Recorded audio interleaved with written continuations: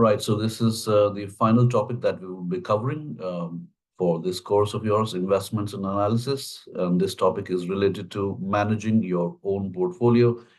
In your textbook, it is chapter number 13, I believe. So before we begin about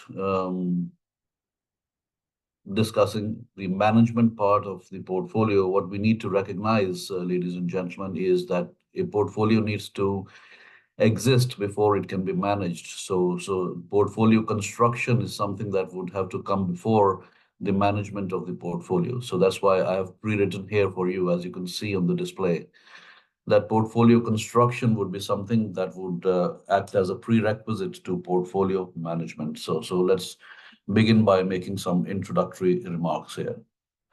So let's make an observation and say that a portfolio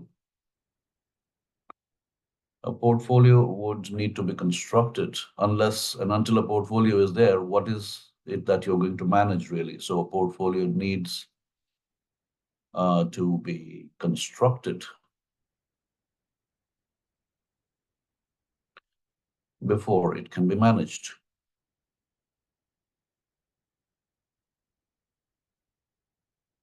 Right? So now that we are training our thoughts on portfolio construction, we will need to realize and recognize that portfolio construction is not something which is a haphazard random activity.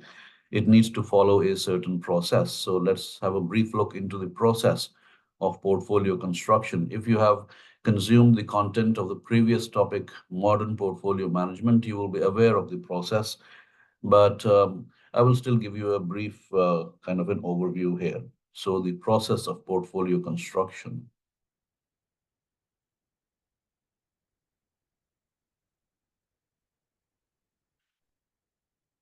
So let's make that heading and then divide the process of the portfolio construction into its constituent parts. One part is going to be called capital allocation.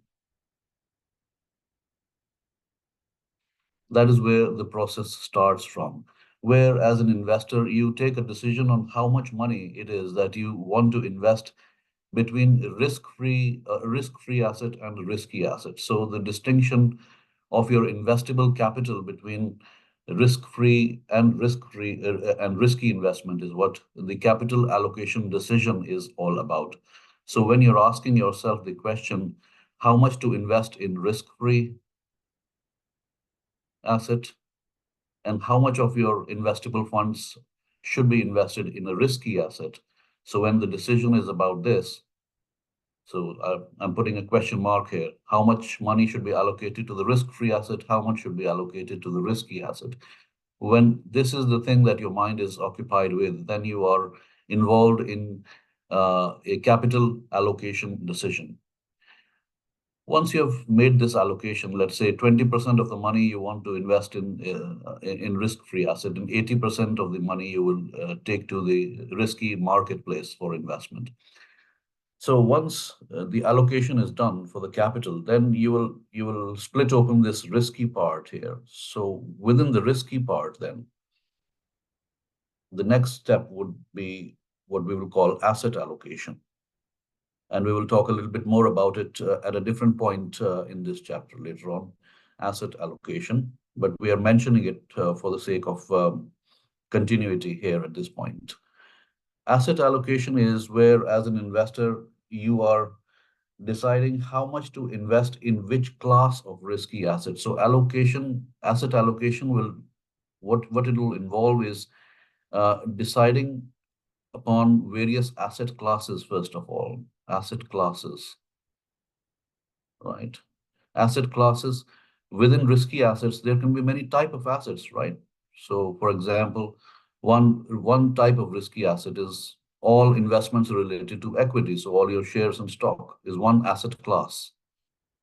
Another asset class could be debt-related assets. So all your bonds and treasury instruments and everything related to borrowing and lending contracts, that would be under a broad asset class known as debt instruments. Well, as an investor, you can create as many asset classes as you want to under the umbrella of risky asset classes. So, for example, you could just say, so say precious metals, you could say property, real estate, you could say the foreign exchange or currency.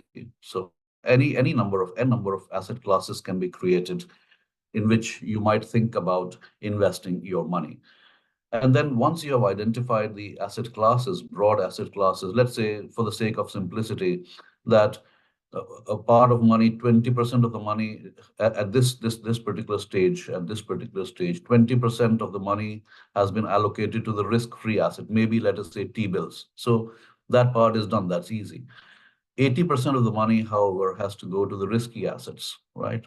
Now, within these risky assets, which risky assets? So you start thinking about asset classes. So this may be the first asset class, risky asset class number one, and then this may be another asset class, risky asset class number two.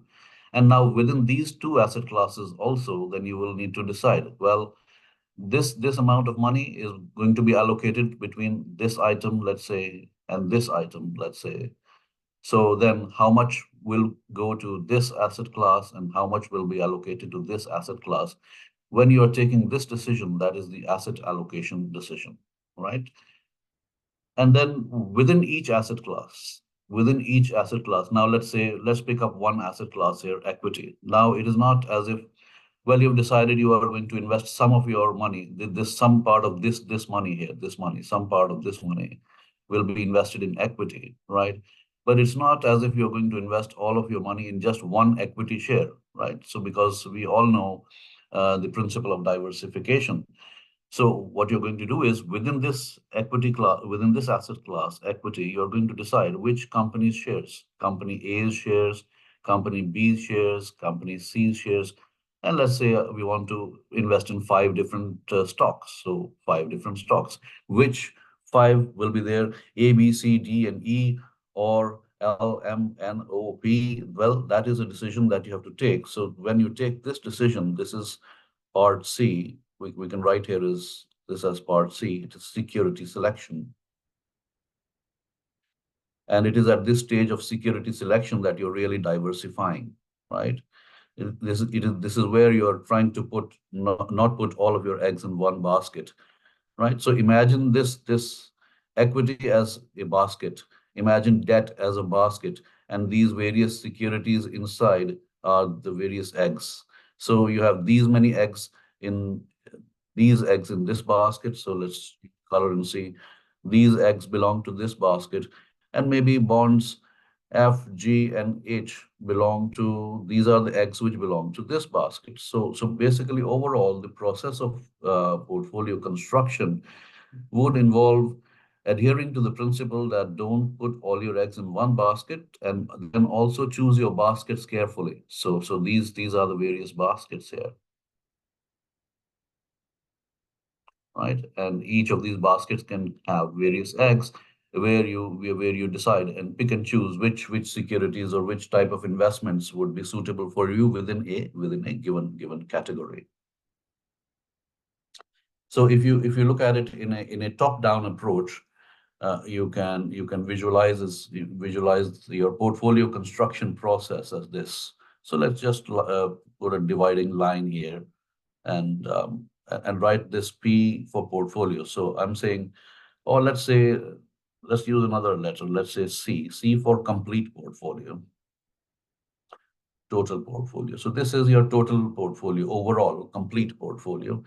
So when you are at this stage, at the topmost stage, you are deciding about how much money will go to the risk-free asset and how much money is going to go to the risky asset, right? When you're at this stage of your decision making, you are taking a capital allocation decision. So now within the risky assets, but then you're further taking a decision. Well, this is one asset class that I would like to invest my money in, and this is another asset class that I would like to invest my money in. So this is your asset allocation decision. Now, within each asset class, when you pick up, well, I'm going to invest here in a part of my money in Google, a part of my money in Coca-Cola, a part of my money in McDonald's, a part of my money in NVIDIA. Well, when you're taking this decision, this is where the third section of your process is. So let's just label these parts here, or change the color, and just highlight this section here. This section here is your capital allocation decision.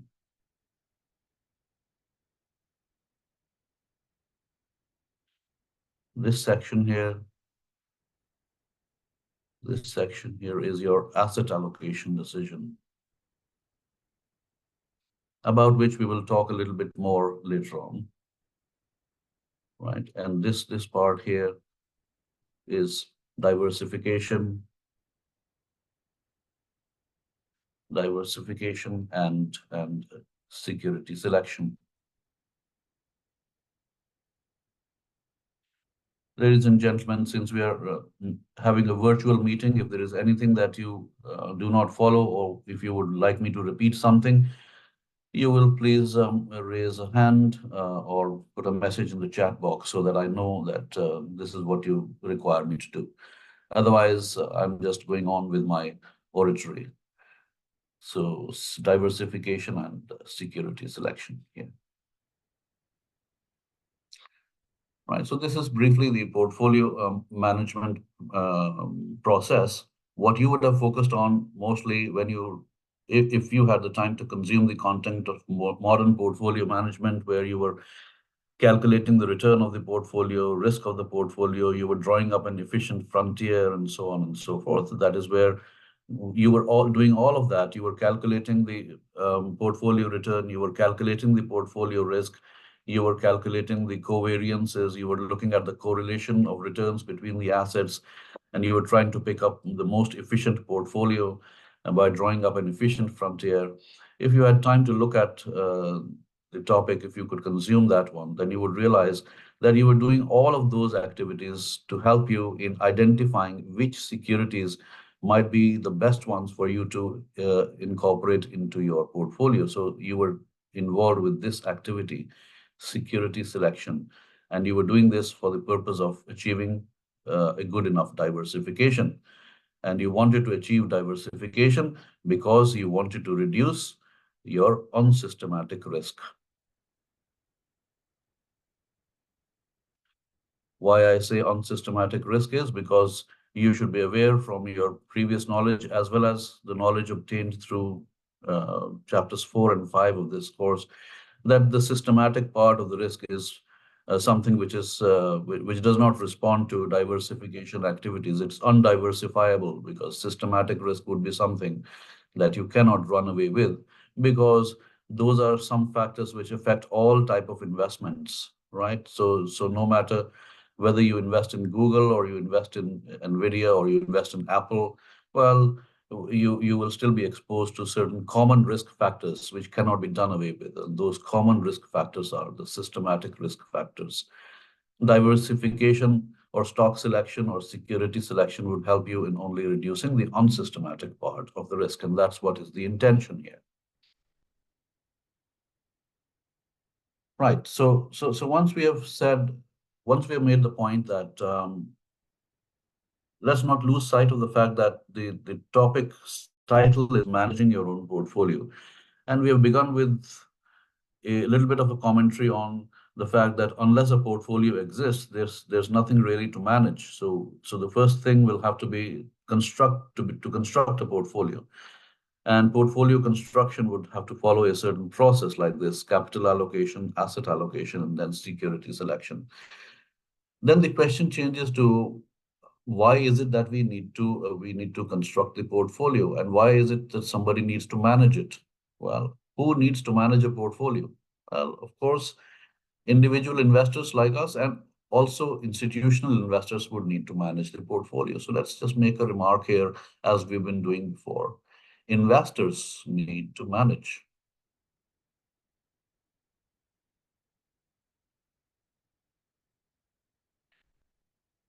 Investors need to manage their portfolios. But the thing is now that investors don't come in standard sizes or standard shapes or standard characteristics. Every investor is unique in terms of their, well, features, their life positions, their professional positions, their family circumstances, their ages, their profiles in general.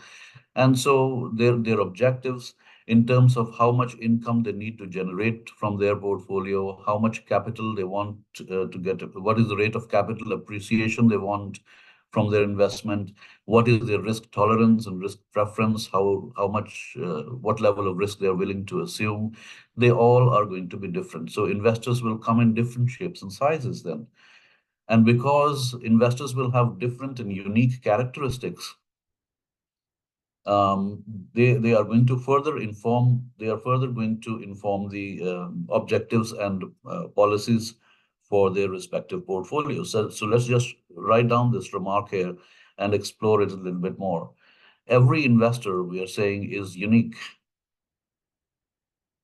because everybody have a different station in life, different life profile. So their characteristics, their features are different.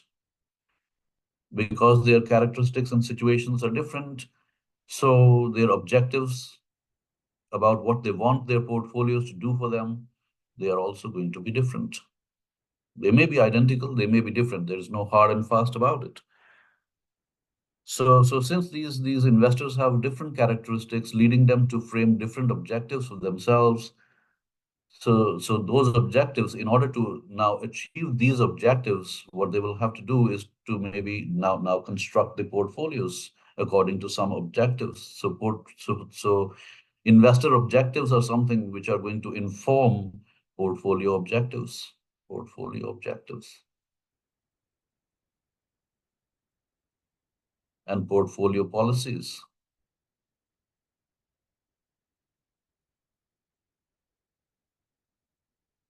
right?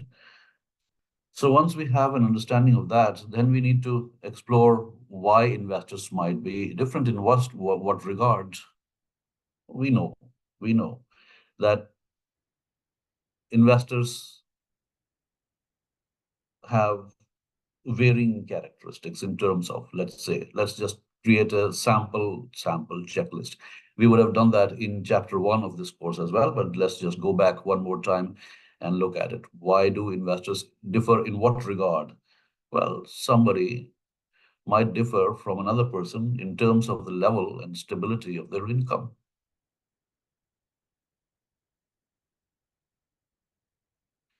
Somebody may have a lot of accumulated wealth as compared to another person. So we can call it net worth. Somebody may have more, somebody may have less. Somebody may be older than you, somebody may be younger than you. So age factor. Somebody may may be married and somebody may be single. Somebody may be living in a small family. Somebody may be a single parent. Somebody may be living in a joint family kind of a setup. I don't know. Family factors. Somebody may be naturally talented in terms of how they take their investment decisions, and they might have a certain amount of investment experience, whereas you might be quite a newbie in the field. So people differ in terms of their investment skills, investment expertise, investment experience, right? Some people might lose their cool very quickly when faced with risk. Some people might take it very calmly and try to handle risk in a more mature way. Ability to handle risk.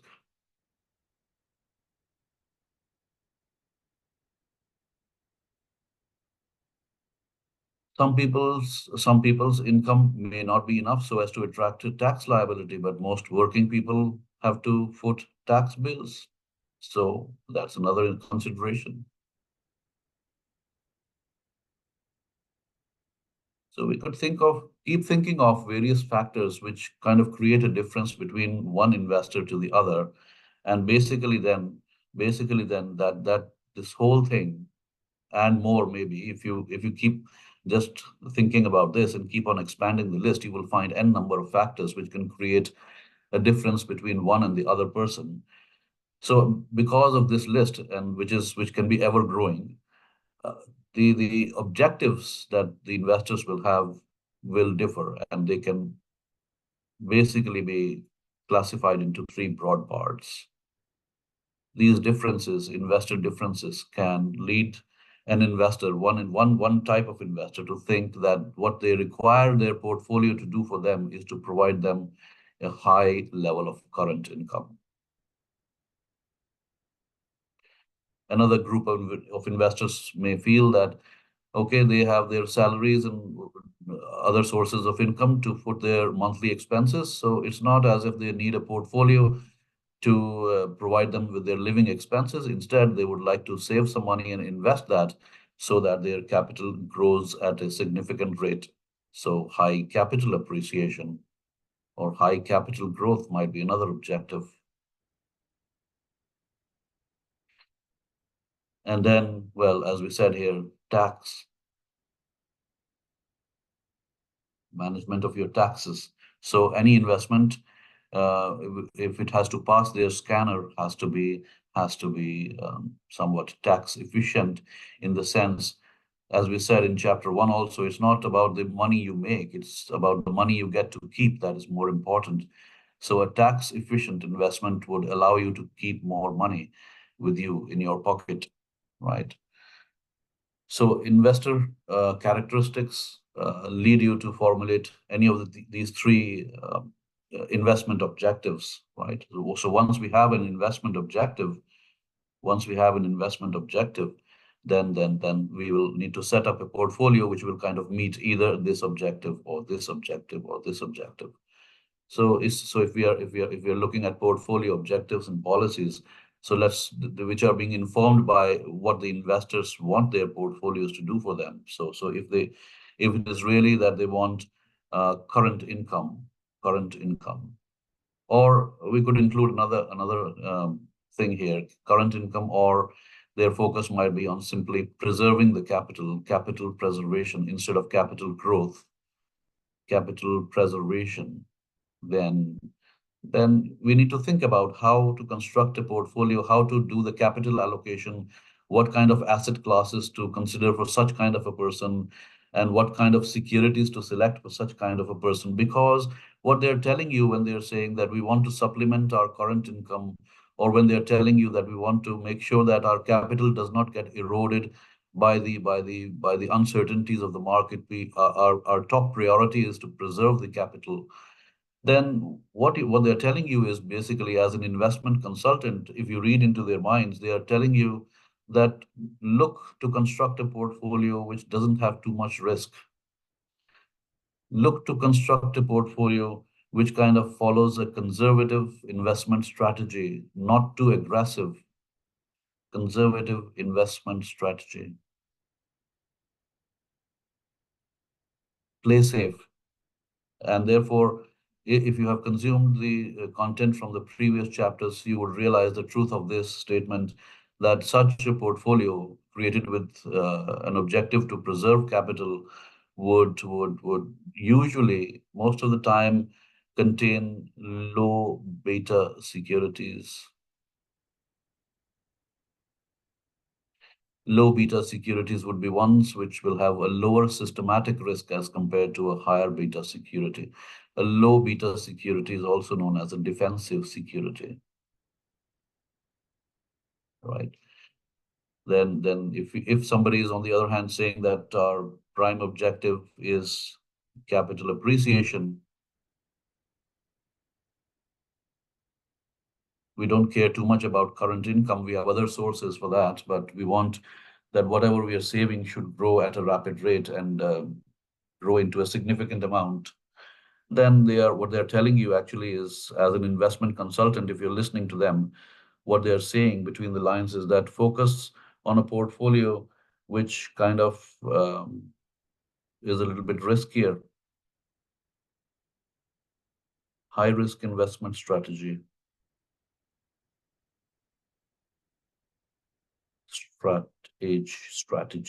right? So which will mean that you will search. So for example, equity is one asset class that we had identified.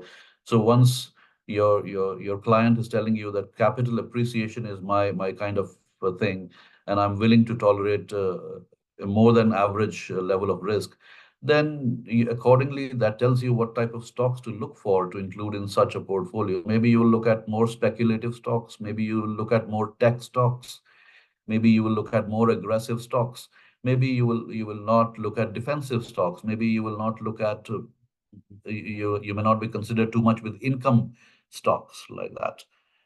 So it tells you here that emphasis has to be more on speculative type of investments, speculative tech sector, right? What else did we say? Maybe blue chip, right? Not so much the income stocks and so on. Well, if you ask such a person, they will have very little to no interest in investing in bonds, for example. If you ask such a person, probably they will have very little interest in investing in a mutual fund, for example. Whereas in the first category, who wanted capital preservation, might be more inclined towards go towards government bonds. Maybe they might want to hold on to some units in the mutual funds as well, right? So in this category, you will have high beta securities.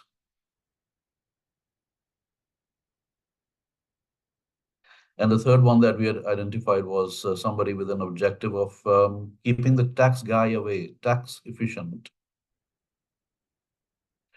tax efficiency of the investment is the prime reason. So the emphasis for such a person would be on what? So you become liable to pay taxes. You become liable to pay taxes when what happens? When you receive a certain set of income, isn't it? So if there could be a way through which you could delay the receipt of income, that would also delay your tax liability. So what are the two forms through which income can be received? Either you can receive income right away, which is, well, current income here, or you can say, I'm going to defer receiving current income.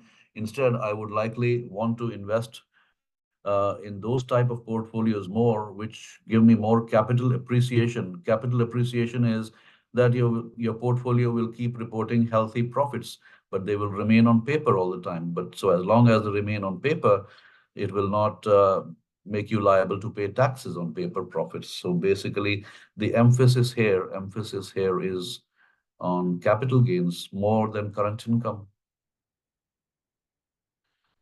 So whatever income, for example, you invest in an annuity scheme, so whatever income accrues to you through the annuity during the year, that income is reinvested back into the annuity for the next year. And the next year, same thing is repeated. The year after that, the same thing is repeated. So it's really nothing that is getting added to your savings account on a yearly basis. Instead, the value of that annuity just keeps growing over time till the time, well, till the lifetime of the annuity, right? So till that time, you don't really have to pay taxes on that. Emphasis on capital gains. Um, Also, so for example, you feel that a share of stock you purchased for $30 yesterday, today its value is $50. Well, it seems tempting that we could sell it today for a capital gain of 20, but if we did that, then that $20 capital gain might come into the taxable thing, and you want not to pay the taxes on those additional $20. So what you will do, you will defer making the stock sale. So basically, you'll say, okay, I'm not going to quit the market right away. I'm going to hold on and stay in this investment for a little longer. So your holding period for the investments will become longer. Because if you liquidate your investments and if you do that at a profit, that profit might become taxable and you don't want taxes in your life. So longer holding periods, stay invested. So that may allow you to defer the income taxes to a later date. Right. So far, let's take a step back and look at what we have talked about in the last half an hour or so. We have said that we need to manage the portfolio, and when we say we need to manage, it is basically the investor, may that be an individual investor or an institutional investor who needs to manage their portfolio. But we also said that a portfolio can be managed only if it exists. Therefore, before we begin the management part of it, we need to involve ourselves with the construction part. And when we do that, we take three type of broad decisions. One is capital allocation decision, the second is asset allocation decision, and the third is the decision related to security selection or diversification decisions. Then we said that, well, okay, we are going to construct a portfolio, but then the portfolio, it's just not a random activity. We said it's not something haphazard to be done just according to some whim or some fancy. It must have a clear policy, some clear guideline to it. Stephanie, you wanted to see the previous page. Okay. Right. So a portfolio must have some clear guidelines, some kind of a policy framework within which it should operate. But how do we determine the portfolio policy, or how do we determine what guidelines need to be followed for constructing the portfolio itself? So for that, we have to look into the mind of the investors. So because we realize that investors have different characteristics, as Stephanie made me scroll up here to this page, and you're all seeing here different investor characteristics. And according to that, different objectives may pop up, like some of them may want more income or capital preservation. Some of them may want more capital growth or appreciation in capital. Some of them may be more concerned with saving taxes. So depending on what each investor individually wants to achieve from the portfolio, that is what is going to inform what the portfolio is supposed to do and what the objective of the portfolio and the policies of the portfolio or the guidelines for the portfolio should be. So as an investment consultant, when you're listening, when you're interviewing your client, you're looking at what they who the client is, what is their station in life, what is their general profile, and accordingly you are trying to determine what type of securities you would want to focus on in order to achieve the objectives of the investor through their portfolios. And in doing so, you first of all take the capital allocation decision followed by the asset allocation. So now when you're doing asset allocation, as I had said earlier, at some point in this discussion, that we will have a little bit more to talk about asset allocation. So let's just remind ourselves here once more, asset allocation is what? Again, asset allocation is the process of dividing an investment portfolio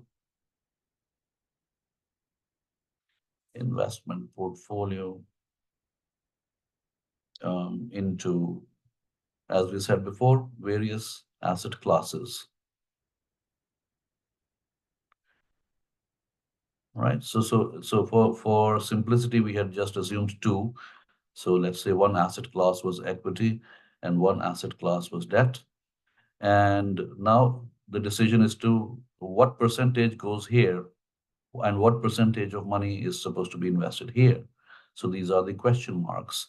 So you should know from our previous topic as well that these you could have written them as the weight of the portfolio on equity instrument and the weight of the portfolio on debt instrument. So, right? And you know that sum of weights is equal to 1. Now, to decide these percentage weights, so if there are $100 to be invested, if you say 20% will have to be invested here and 80% will have to be invested here, right? So WE becomes 0.2 and WD becomes 0.8, so that the sum is always equal to 1. Now, when you're deciding on these weights, so let's just change color and highlight these. So how did we come up with this 20%, and how did we decide that this should be 80%? Why not 40-60? Why not 50-50? Why not 70-30? So in order to help us decide that, there are various approaches, as you see here, the title of this section, approaches to asset allocation. There are three basic thought processes about it. Well, number one is just follow a fixed weighting approach. Most naive thing to do, but well, fixed weighting approach. Just impose a weighting scheme on your investment that is basically an asset allocation plan in which you're saying that a fixed percentage of my portfolio is going to be allocated to each category, and that is it, and be rigid about it. Uh, well, rigidity hardly works in the market because market is a dynamic place. So therefore, it might be a better idea to keep yourself a little flexible. Flexible weighting approach, where you would say that my asset allocation plan would be such that I'm willing to adjust the weights for each asset category periodically. We'll be involved in regular market analysis, and based on the changes in market conditions, we are open to changing the weights of for each of the asset class, right? So maybe this 20% can go up to 30% one day, and this 80% can come down to 70%, depending on not only, I said market analysis, okay, that's okay, but also the investor characteristics might change. For example, if I talk only about myself, when I joined this university and the pension fund, they asked me, how do you want the money in the pension fund to be allocated to the various investments? I said, okay, I want most of my money to be allocated towards the equity side because I wanted capital growth, because I had time on my side at that time, right? So I was about 30 years old, 33 years old. Now, since that time has gone, time has passed, and I will approach retirement in a few years' time. Um, it may be time in the next 1 or 2 years to get back to my pension fund and tell them that, look, my life profile has changed. I want to now stress more on capital preservation rather than growth, because over this period of time, whatever I would have accumulated, I would not like to lose it. So therefore, maybe go to 70% equity now, 70% equity, and go to 30% debt. So that kind of a flexibility uh, we need to have in the asset allocation plan. That would be a flexible weighting approach. And then the third one, which is quite directly connected to the market conditions, is known as the tactical approach, for which we will need to have an understanding of a specific type of a derivative instrument, which is a futures contract. And that is where this discussion would be headed in a few moments. Let me just finish writing this first. Tactical approach. So we will see what that tactical approach is going to be later on, because using the tactical approach will mean that we will have to play in the derivative markets a little bit. So what we will do is we will look at, if first of all, a general description of what a futures contract is. It's a derivative instrument, first of all. And I think I might want to assume here that everyone knows at least what is a derivative instrument. An instrument which on and of its own has no value, but instead it derives its value. That's why the name here, derivative, because it is deriving its value from some other asset, some underlying asset. And futures contracts are one example of a derivative instrument. So let's just put up a little definition here, and then talk about a specific type of a futures contract here, which is a stock index futures contract.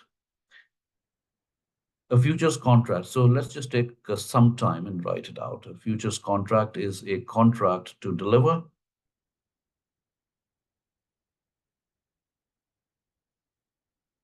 a certain amount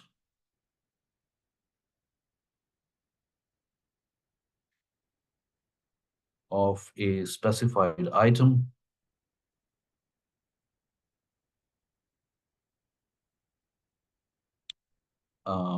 on a specified date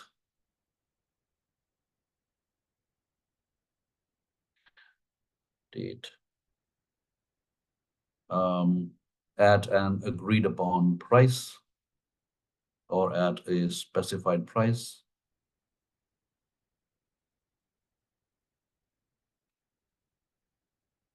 We are not going to go into the workings of the futures market here. That's outside the scope of this course. So we just need to have the basic essential idea about what a futures contract will be. So as the name suggests, it's about doing something in the future, right? So what is to be done in the future? What is to be done is that we need to honor a promise. And because that promise is going to be a legal promise, that's why the name of that legal promise would be a contract, right? So we are promising legally to, let's say, deliver a certain amount of whatever item. This specified item which has been put in the contract is the underlying asset. Based on this asset, this futures contract has some meaning or some value. Because if this specified item was not there, then what would be the contract based on? There would be no contract.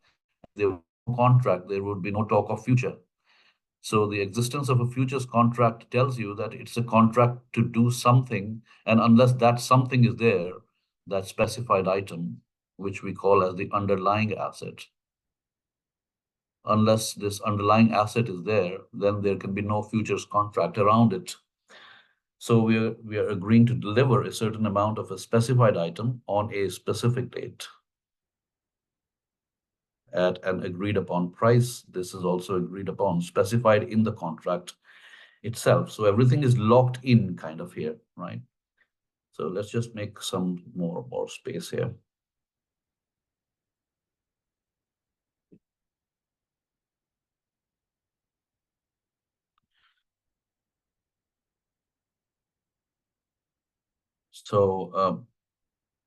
So what does it say? Let me highlight a word here. Let me change to red and say that this is the word I've used to deliver.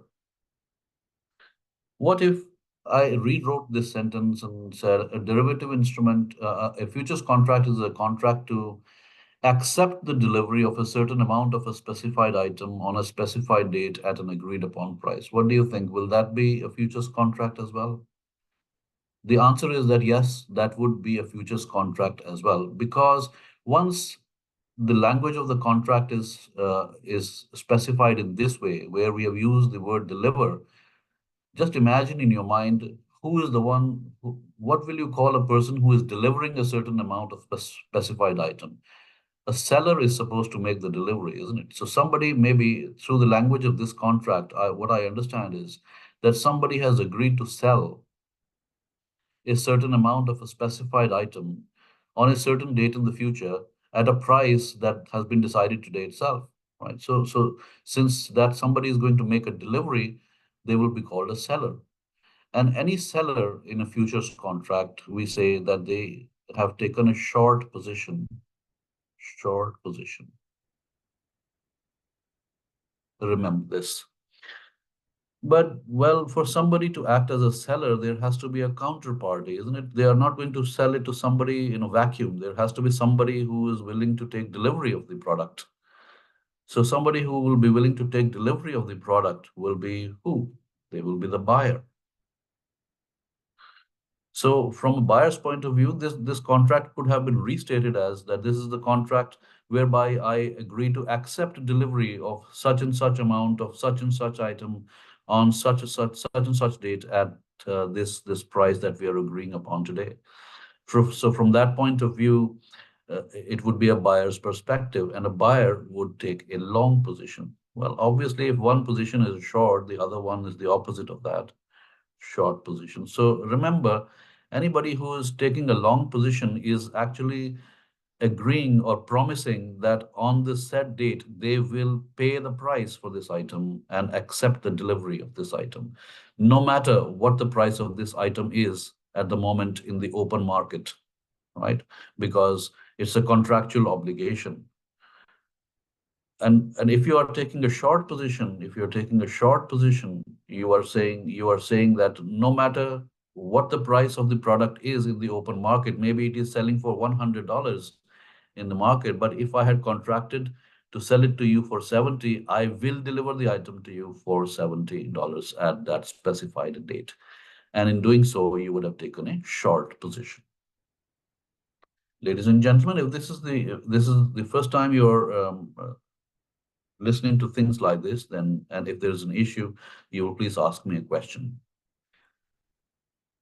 Because I am not in a face-to-face setting with you today, I can't look at your faces and I cannot make out whether my message is reaching through or not. So it is up to you to ask a question.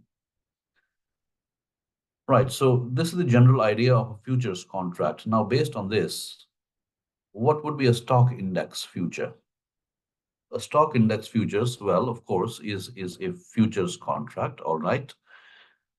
This part here tells you that, well, because we said just now that every futures contract would have to be based on some underlying asset, right?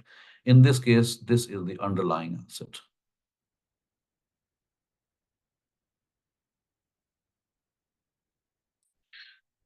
Now, this just think about it as an asset. Think about a stock index like S&P 500. Think about it like an asset.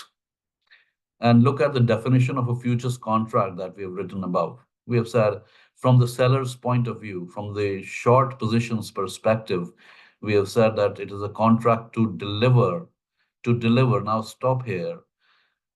Deliver, deliver.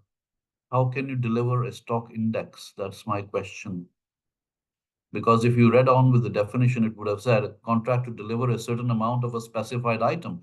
So a specified amount, a specified item, if it was tangible, if it had some neat units, so maybe 2 kilos of rice is tangible, 50 boxes of orange juice is tangible, 100 troy ounces of silver is something tangible. You can pack them and send them for delivery. How do you pack up a stock index and deliver it? It's not going to be possible to physically or tangibly make a delivery of the entire stock index. Is it that you're going to deliver all 500 stocks on the basis of which S&P 500 is built?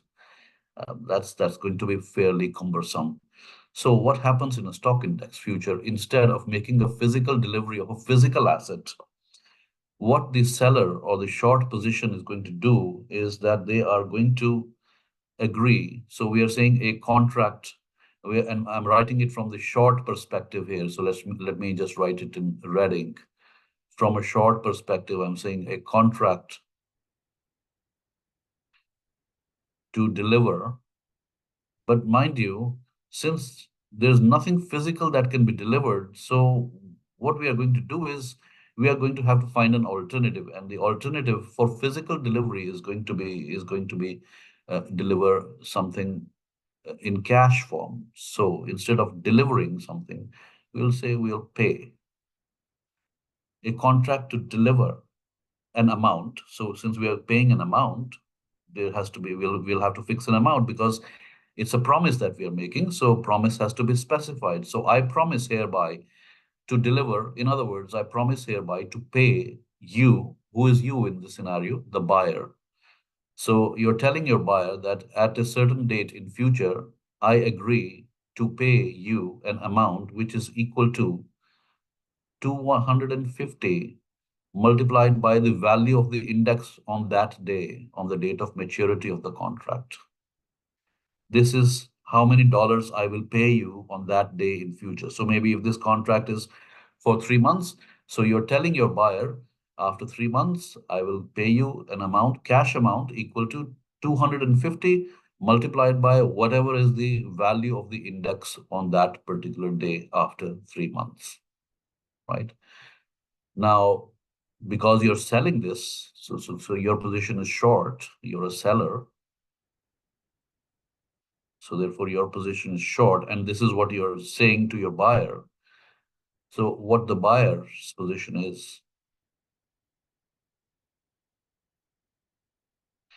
what is the buyer hearing? A buyer in return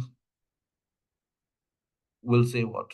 That I hereby promise to accept a payment which is equal to 250 multiplied by the index value on the date when the contract expires, right? So they are going to accept, that is, accept a delivery. But ladies and gentlemen, if you continue to hold this thought, you will realize that when you accept delivery of something, in this case, you are accepting a delivery of cash. So when you accept delivery for something, it's not for free. You have to pay for the delivery, isn't it? Ever tried ordering something online from Amazon or something? When the delivery arrives and the E-Zone guys or the Skybox guys come to your place, you have to pay for it, isn't it? So it's not free. So you're saying you're going to accept a payment of this amount, 250 times index value, and pay for it. What will you pay?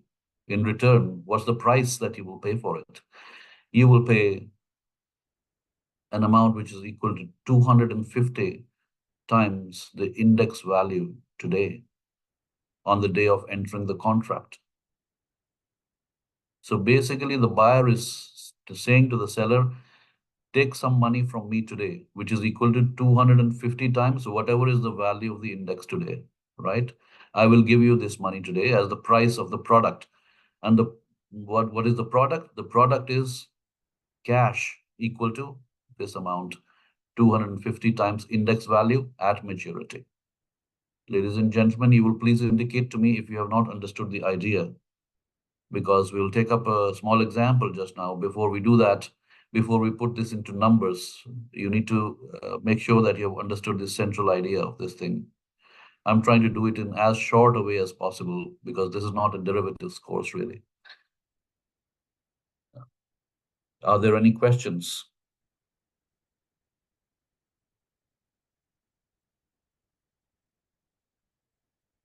No questions. Okay, let's proceed. Let's So let's put go very long position again, please. long position, Kristen. Long position is from the point of view of a buyer. So you are buying this futures contract. Buying something means that you're willing to take a delivery or accept a delivery when it comes to your doorstep. What will come to your doorstep at the maturity of the contract? What will come to your doorstep maybe is an envelope containing some money, and that envelope contains how much money?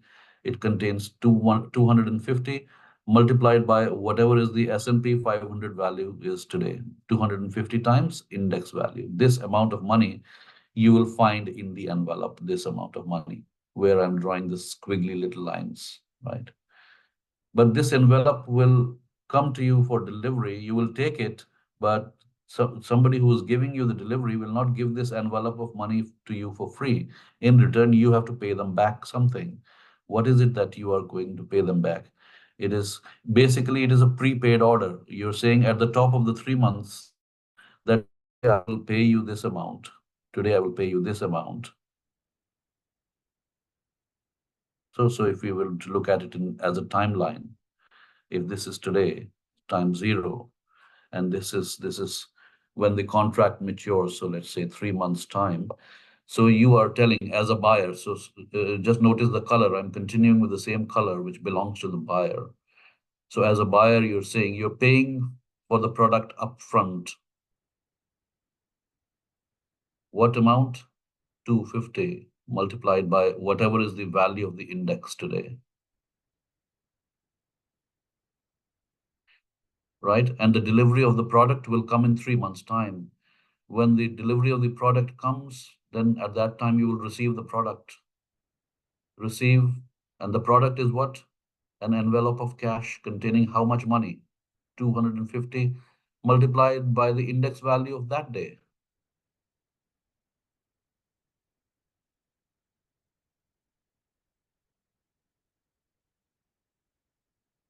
right? So this is an outgoing money from your perspective minus, and this is incoming money from your perspective. Now you realize that there's one part in this whole thing which is fixed. 250 is a fixed number, but index values will change over time. So depending on whether the index value rises or falls, you will either win or lose the game. So for example, if you're on the buying side, if you buy and if you pay this amount, whatever this is, what will you want to happen to the market? Would you want that the market level should rise in the future, or should it fall in the future? What will make you more happy from a buying perspective? If it Kirsten, you asked the falls, you- question. Yeah. Sorry, you said something? if it falls, you'll be more, that's more your preference. Why? If it falls, so let us say, let's just put in some numbers here. Let us say index value today is 100. So how much do you end up paying? So you are telling me as a buyer that Dr. B, I'm going to pay you today 250 times 100.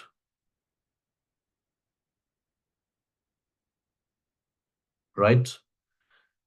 So I will take that $25,000 from you, right? And 3 months later, I'm telling you at the same time that 3 months later, I'm going to give you a money which is give you money which is equal to 250 times whatever. We will look up the index value of the market on that day, and we will decide how much money I'll pay you. So the time passes, and you said if the index value falls, the market falls, then as a buyer you will be happy. If the market falls and the value of the index is 80 points on that day, then are you happy about this as a buyer?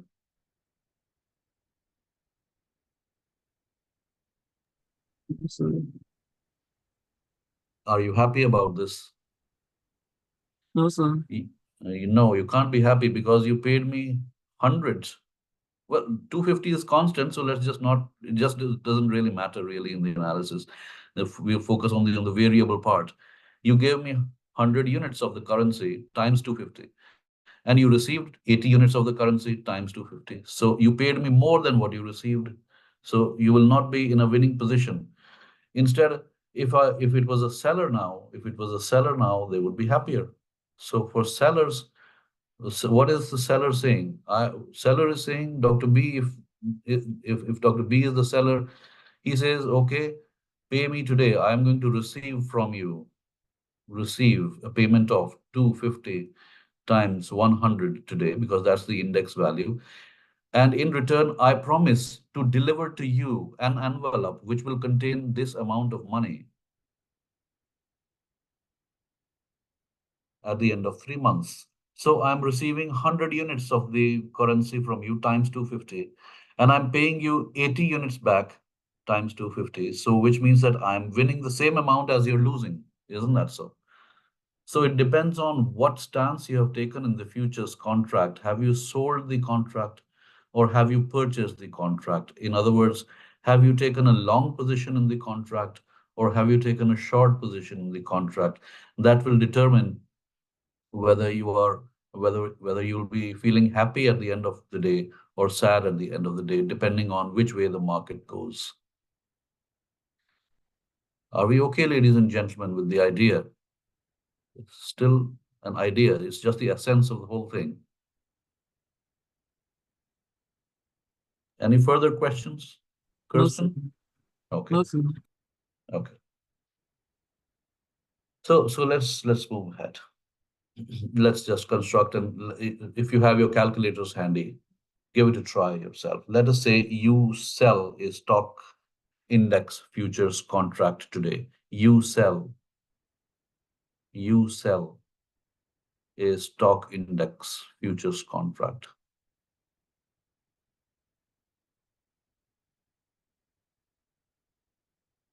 today. And now because you're selling, which means I could have also said that you short a stock index futures contract, blah, blah, blah, blah, blah. All of this again. So you short, or you take a short position in one stock index futures contract today, right? So because you're selling, and so you'll be receiving the price of the sale upfront, this is what you receive. 250 multiplied by the index value today. Let's assume that index value today to be 1,000. So which means today you are receiving what? $250,000, right? My question is if and let's say this contract is let's just include a little bit more detail. You sell a 3 month, so I'm saying here 3 month stock index futures contract today. So if after 3 months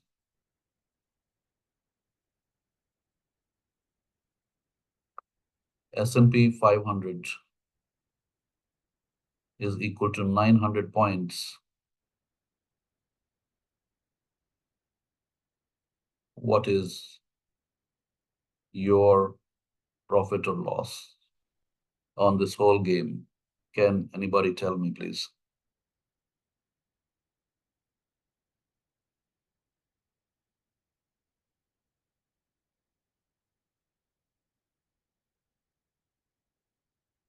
Will somebody want to answer this?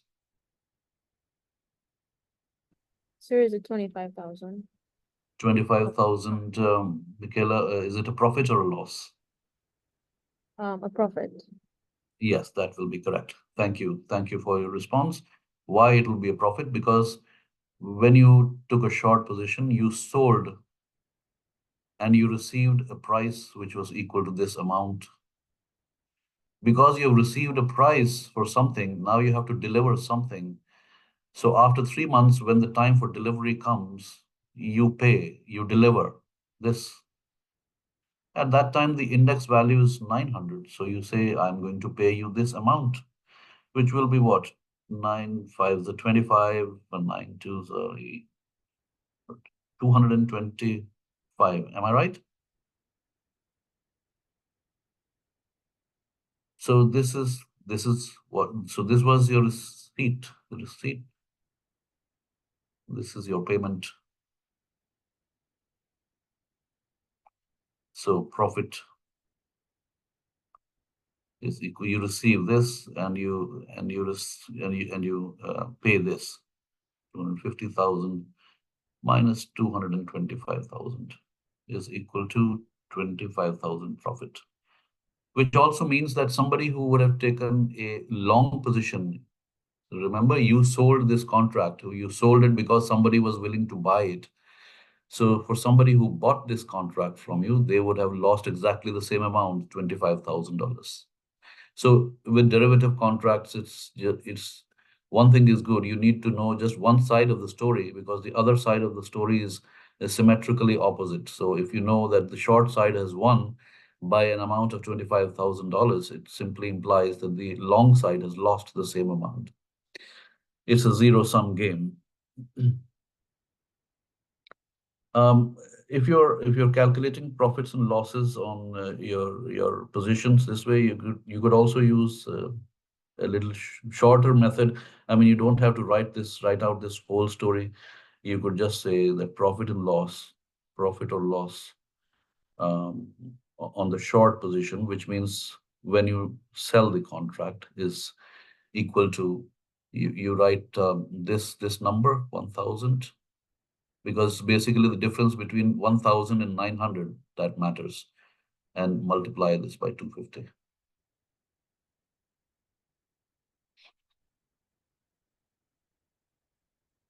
Right, so you will now realize that this is 100 multiplied by 250. That will give you 25,000. So you could perform this in one step like this. But if you break up the idea, then you can look into its constituents. That what this thing means is actually that somebody received this item today and then they paid this item later on. All of that has been, then if you summarize all of this into one single line, then this would be that line. And likewise, if you were writing it for the buyer, you could so for the long position, somebody who purchased the contract, right? So you would just do the opposite. That what did they receive? They received 900. How much did they pay? They paid 1,000. So they paid more than what they received, times 250. So that will be minus 100 into 250.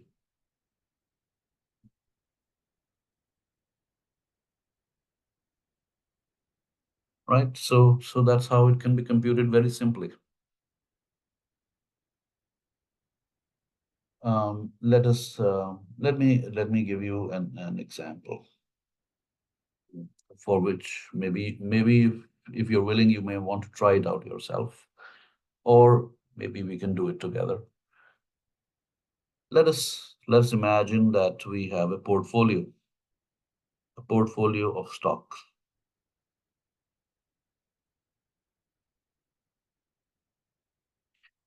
and the fact that it is at the moment worth $150,000. And your apprehension or your fear is whenever we have something of value, there is only one fear, and that fear is that thing of value may lose value over time. So that is exactly what you are also worried about. So you're worried about fall in the stock prices. So you're thinking that if you could somehow find a way through which you could lock in a selling price such that no matter how much the price fell in the open market out there, if you could reserve a selling price for yourself, or lock in a selling price for yourself, I mean, that would be good. That would give you a degree of certainty about the value of your portfolio, that no matter to where the value of the portfolio falls in the open market, you will not be exposed to that fall, right? Because you would have reserved a selling price for yourself. So in order to reserve a selling price for yourself, what should you do if you want to play in the futures market? So if you have an S&P futures contract available,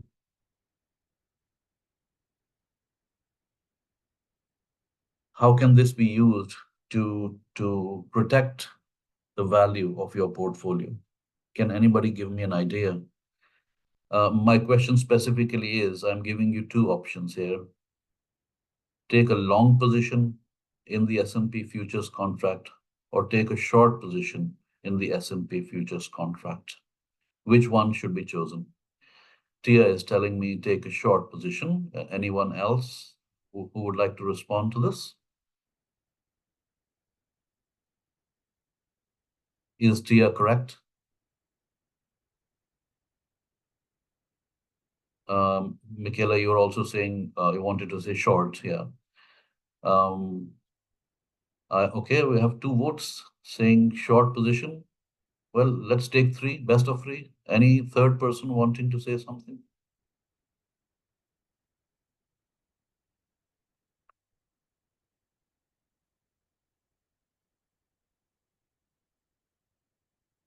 Okay, so okay, Kirsten says short. So okay, so three shorts. So we will agree. We'll go with the majority then. A short position is, a selling position. A long position, is a buying position. So what was your intention? What was your worry? Your worry was that your portfolio might lose value, and therefore you wanted to reserve a selling price. So because you want to reserve a selling price, so you will take a position which allows you to do that. Take a selling position, take a selling stance, take a short stance, take a short position. So the decision therefore will be that if you want to protect your portfolio from a loss in value, you will take a short position in an S&P futures contract. Let us say, let's write down the specifications of one such contract, one S&P futures contract.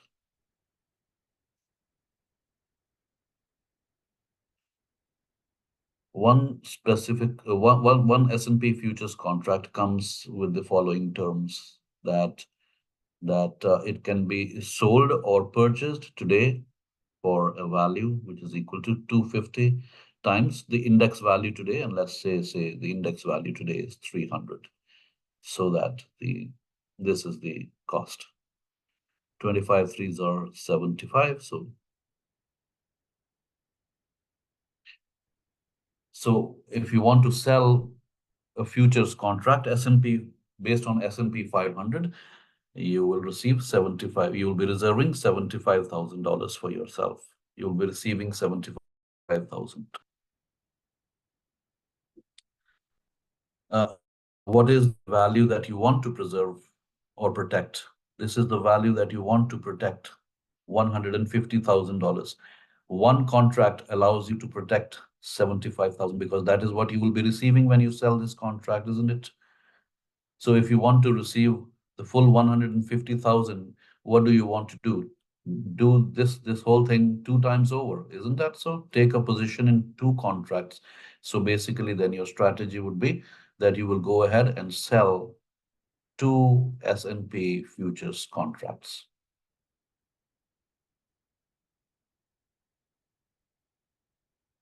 Right? And in doing so, you would have received $150,000. Now let's see how the things will work out. So let us say, let's just change color here to blue and examine the market conditions as they change over time. So let's say over time, if the market falls, that's what you were worried about, isn't it? If the market falls by 5%, let's say, what will happen? Let's examine two positions you have. You have two type of investments now. One is this, and one is this. You already had a position that you had a portfolio of stocks. You already had it. Then you created another position in the market. You went ahead and sold two S&P futures contracts. So what happens to both of these positions in response to a fall in the market to the tune of 5%? Let's examine the first position. What happens to your existing portfolio of stocks?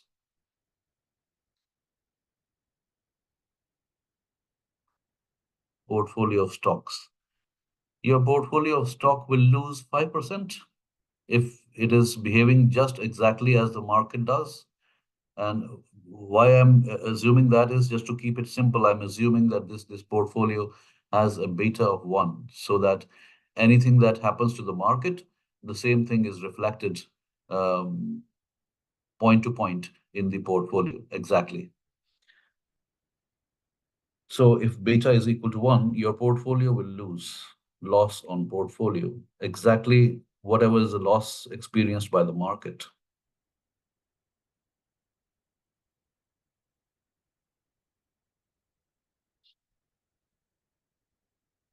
How much is this? 5, 15 fives or what? 75. So what will it be? 75,000 or 7,500? If you have a calculator handy, can you just quickly verify? Meanwhile, I'll just write 7,500 tentatively.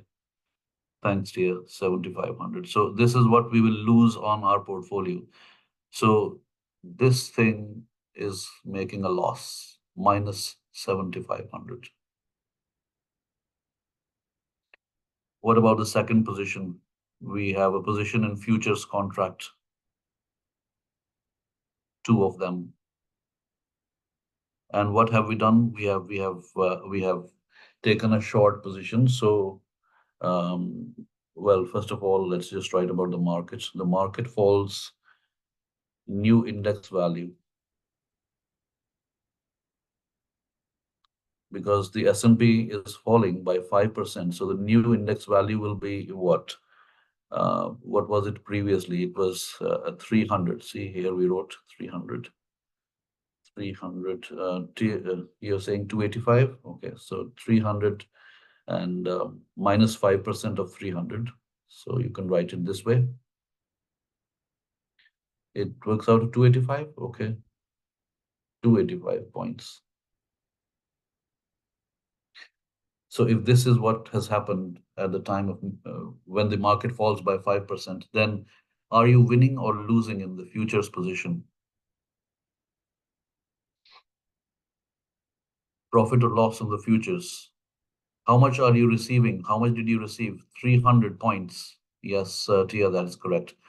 300 points you received upfront price for selling the contract, and you had promised that when the contract will mature, you will be delivering the index value of that day, and the index value of that day is 285. So you received 300 and you paid 285. So you're winning this difference and you're multiplying it by 250 times.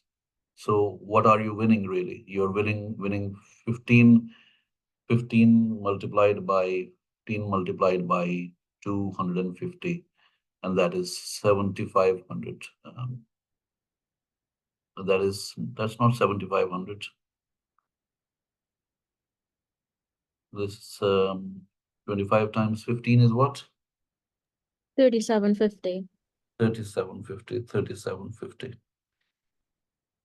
So you're winning this on one of your contracts, but because you sold two contracts, remember here, two contracts. So profit and loss on two contracts.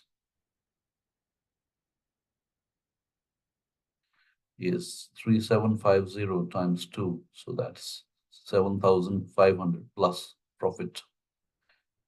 So on this position, if we rewind a little bit,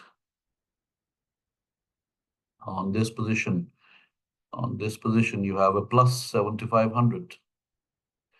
So this minus 7,500 is adjusted against this plus 7,500, and the value of your portfolio does not suffer, right? So in a way, then you could use this as a hedging technique to safeguard the value of your portfolio against a possible fall in the markets level, right? That's a little bit a detour. I mean, but since we're discussing stock index futures a little bit, so I thought I'll show you how it can be used in a simplest possible manner. Now, just like we can have stock index futures, ladies and gents, just like we can have stock index futures, we can have bond futures as well. Bond futures. Don't worry, we are not going to go into that because the working will be absolutely the same. So we just make a remark here, bond futures are contracts to. So as the name itself tells you, instead of S&P 500 or a stock index being a future, being the underlying asset, bonds will be the underlying assets in this. So the agreement will be to sell or buy the bonds at a certain date at a specified price, right? So bond futures are contracts to buy or sell bonds at a predetermined price.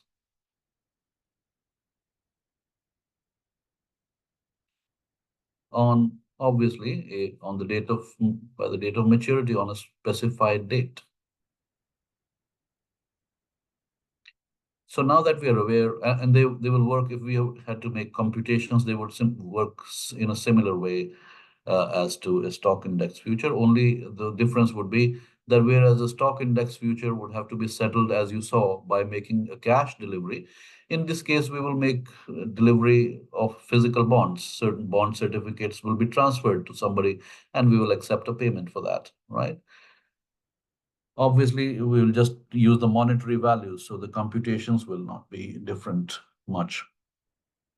The issue, which is more immediate here in this chapter, is that if we know about the fact that there are futures contracts that can be created by using a stock market index as an underlying asset, and there can be futures contracts which can be created by using bonds as an underlying asset, then these kind of futures contracts can be used for what we wrote earlier, tactical asset allocation. Recall from the time when we were talking about approaches to asset allocation, we said that one of the approaches, which was fairly naive, was to use a fixed weightings approach. The second one, which kind of was having more practical utility, was a flexible weightings approach. And if you want to be absolutely connected with the market dynamics, then a tactical asset allocation approach is the third way to go, where you can use either stock index futures or bond futures to change the weightings of the asset classes in your portfolio. Remember, 20% weightage to equity and 80% weightage to debt, and so on and so forth. So these weightings, if they have to be changed tactically by using futures contract, then there can be two possibilities. If you believe that the stock prices, and I'm writing just the letter P for stock price, if you believe or expect that the stock prices are going to fall in the near future, it implies relatively that bond values are going to go up, relatively speaking. Then what should you do? How should you make a change in the asset class? These are your two asset classes, equity and debt, right? And they have some percent allocated already here, X percent here, which means 1 minus X percent here. So this is the current allocation. And you are standing at a moment in time where you are expecting, through your market analysis, that the stock prices are likely to fall in the near future, making bonds comparatively more expensive in the future. What can you do to change how should the weightings, these weightings, be affected by it. You can change the weightings by because stock prices are going to fall, and before they fall, why not just lock in the selling price, sell stock index futures. Selling stock index futures would reduce the weight on equity. And sell stock index futures, you will get some money, isn't it? Use the money to buy something which is likely to become expensive in the future, right? So buy bond futures before the price for bonds really rises, right? So in this case, when you're buying bond futures, what are you really doing? You are locking in or reserving a buying price for yourself that after 3 months, even if the price of the bond is say $1,200, but today I have reserved a buying price of 900 for myself. I'll end up buying it cheaper anyway. So in doing so, the weightage on this component, this class of your asset will go up. Bonds will become more prominent in your portfolio. Stocks will become less prominent in your portfolio. Obviously, naturally, if the stock prices were expected to increase, and relatively speaking, if the bond prices were likely to be lesser, what would you do? Because stock prices are likely to increase, the normal common sense will tell you that before that increase takes place, reserve a buying price. So buy stock index futures today. Stock index futures today. Purchase them today. If you do that, that action of yours will increase the percentage allocated to equity instruments in your portfolio. And then bonds are going to fall in prices. Before that fall happens, or if that fall happens, prepare for the fall by reserving a selling price. So sell bond futures. If bond futures are being sold, it means that you will have to deliver the bonds to somebody because you're selling them. So if you are to deliver the bonds will have to be taken out of your existing portfolio and delivered to somebody else. So the weightage on the debt side or bond side will fall. So that's how, in tandem with the market conditions, if you are changing the proportions allocated to various asset classes, that is what is known as tactical asset allocation. Ladies and gentlemen, you may want to ask any question at any stage if you wish. Um, we'll close this asset allocation thing by making a few more remarks. That when we are doing asset allocation, there are certain other things that might deserve your attention. Like, for example, so if you're applying asset allocation, you look at the market, obviously. So be cognizant of market conditions. And while we are thinking about the market, we should realize that market actually is a subset of a larger system, which is the entire economy. So it doesn't hurt to be aware of which way the economy is going these days. And therefore, in response to whatever happens in the larger economy, how the market is likely to respond. And if the market is likely to respond in that way, then what kind of a tactical asset allocation we can prepare for in advance. Right? So you can construct your thoughts accordingly. It's always a good idea, practically speaking, that once you, before when we were talking about the asset allocation approaches, at least twice I said that fixed weightings approach is a pretty naive thing to do. I would like to now revise that a little bit. I will not like to throw out that idea totally into the trash can.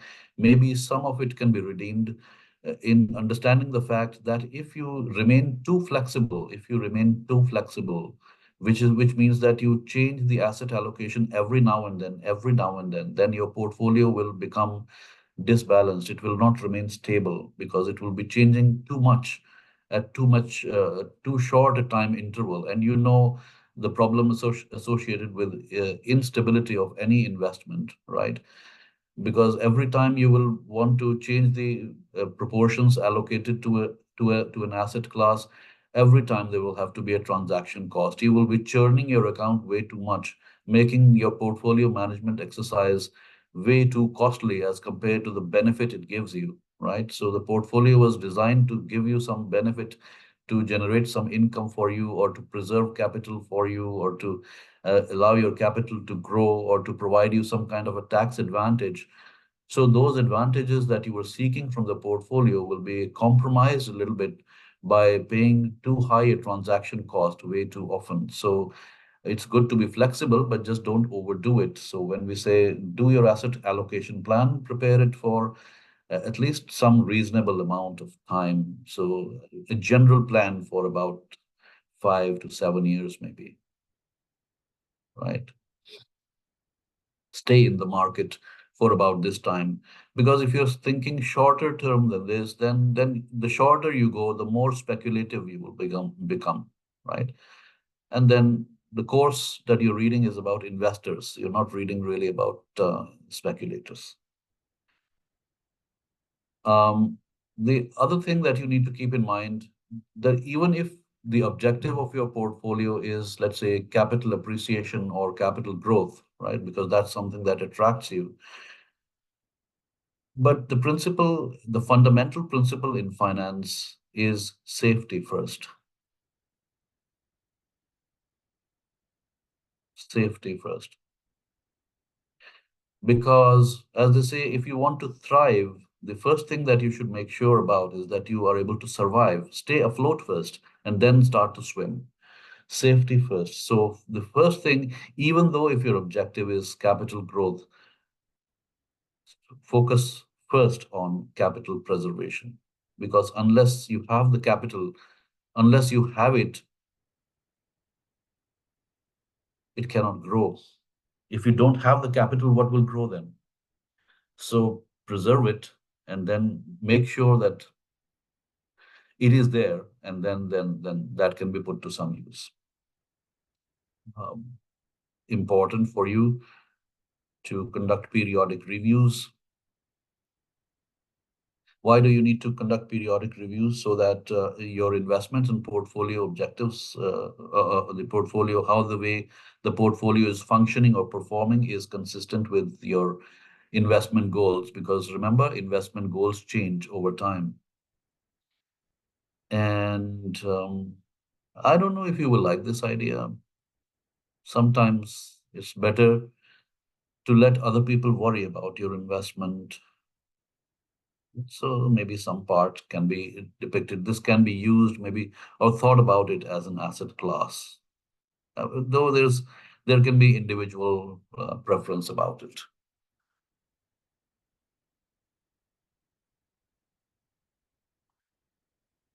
Right.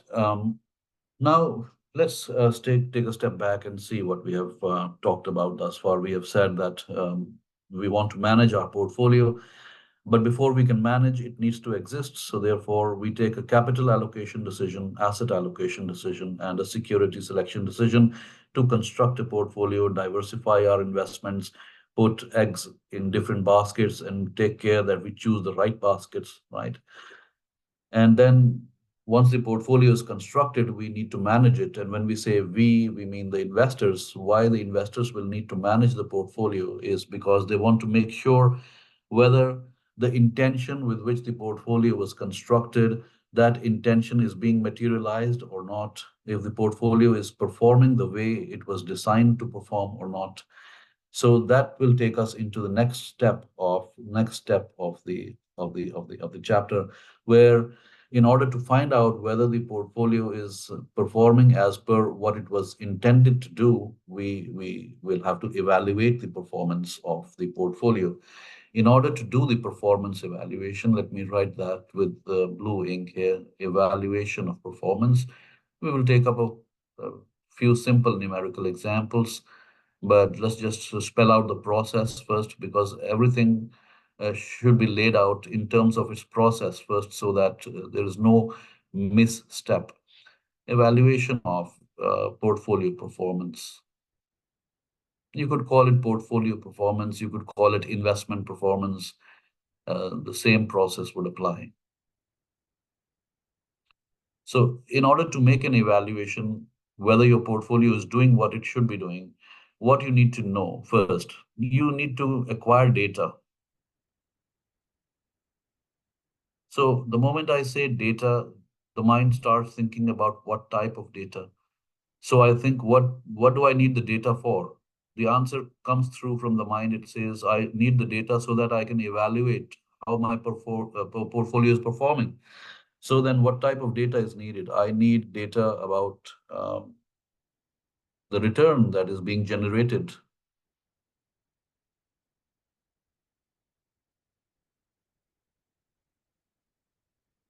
right? And I will have to look at this return in terms of the risk that I have to take to achieve this level of return.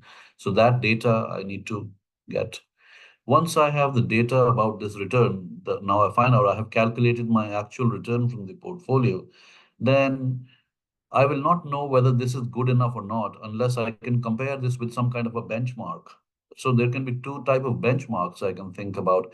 I can compare the return of my portfolio with the return offered by the general market, right? Which is the most broad-based portfolio there is, isn't that so? You can think of market as a big, big portfolio. So S&P 500, so it's a big portfolio of 500 stocks. So how is your small portfolio doing in comparison with that big portfolio? Where do you stand in comparison with the market? That is one kind of a benchmark comparison. The other kind of comparison could be that you compare the return from your portfolio to what you expected the return of your portfolio to be. So while laying down your portfolio objectives and guidelines, you would have specified that I'm constructing this portfolio with the objective of giving me or returning to me at least this much income, or this much return should be guaranteed by the portfolio. So that's what I expect my portfolio to do. So you can compare the actual return to what the expected return on the portfolio was. So compare is the second step. Compare with either a either a either the broad market, or compare with your own investment goals,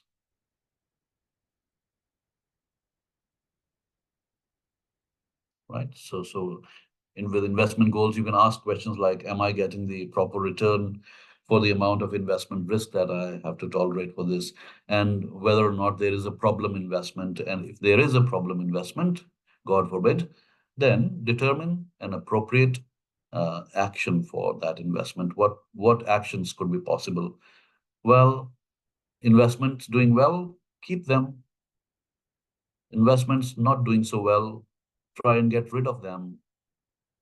Investments which are okayish, neither this way, you can't make up your mind just as yet. So put them in the category monitor closely. So with that kind of a general plan, if you proceed, well, for your portfolio performance, it should tell you what is needed to be done to manage the portfolio. Does it need rebalancing at that time by selling some securities and buying some new ones? Or is it just doing perfectly fine and just keep it running the way it is at the moment? So don't try to change something which is not broke yet. Or maybe in times to come, some things are likely to change. So therefore, keep a close watch on your portfolio is doing at the moment. Do nothing, but just watch closely. Folks, we are going into this step of the process, right? This is what we will be occupied with in the next few minutes, acquiring return data. And when we do that, we will look at these performance evaluation measures. We will calculate HPR, which is nothing but holding period return. Then we will calculate a ratio known as the Sharpe's ratio. Then we will calculate a ratio known as the Trainor's ratio. Finally, we will calculate another portfolio evaluation metric known as the Jensen's measure. So there are two formulae suggested by your authors for calculating HPR. I have placed both of them here, copied and pasted them, and here this is number one and this is number two. I thought doing this would save some time. I would not have to write them. If you will realize, if you look at the first formula, holding period return, it is the same thing as writing your actual return. Let's write it here. Actual return being equal to, I hope you remember, PT minus 1 minus PT plus C over PT, that kind of a formulation. So if you remember this thing, then you will realize that this part, the difference between the prices actually is the capital gain here, or loss maybe. Current income during the period is this part, right? And then beginning investment value, this, the denominator, this is that part, right? In the second formula, there is some change, and that change reflects the reality a little bit more closer. It's a deeper dive into the reality. Let's compare the differences. Let's look at this item on the numerator. Dividends and income received is something that you could map to this item, current income during the period. So it's the same thing. This item that you see here, capital gain or loss during the given period. In Formula One, we have taken an aggregate measure of the capital gain or loss, whatever the case may be. In the second formula, we have split the capital gain open into two parts. One is the realized part, one is the unrealized part.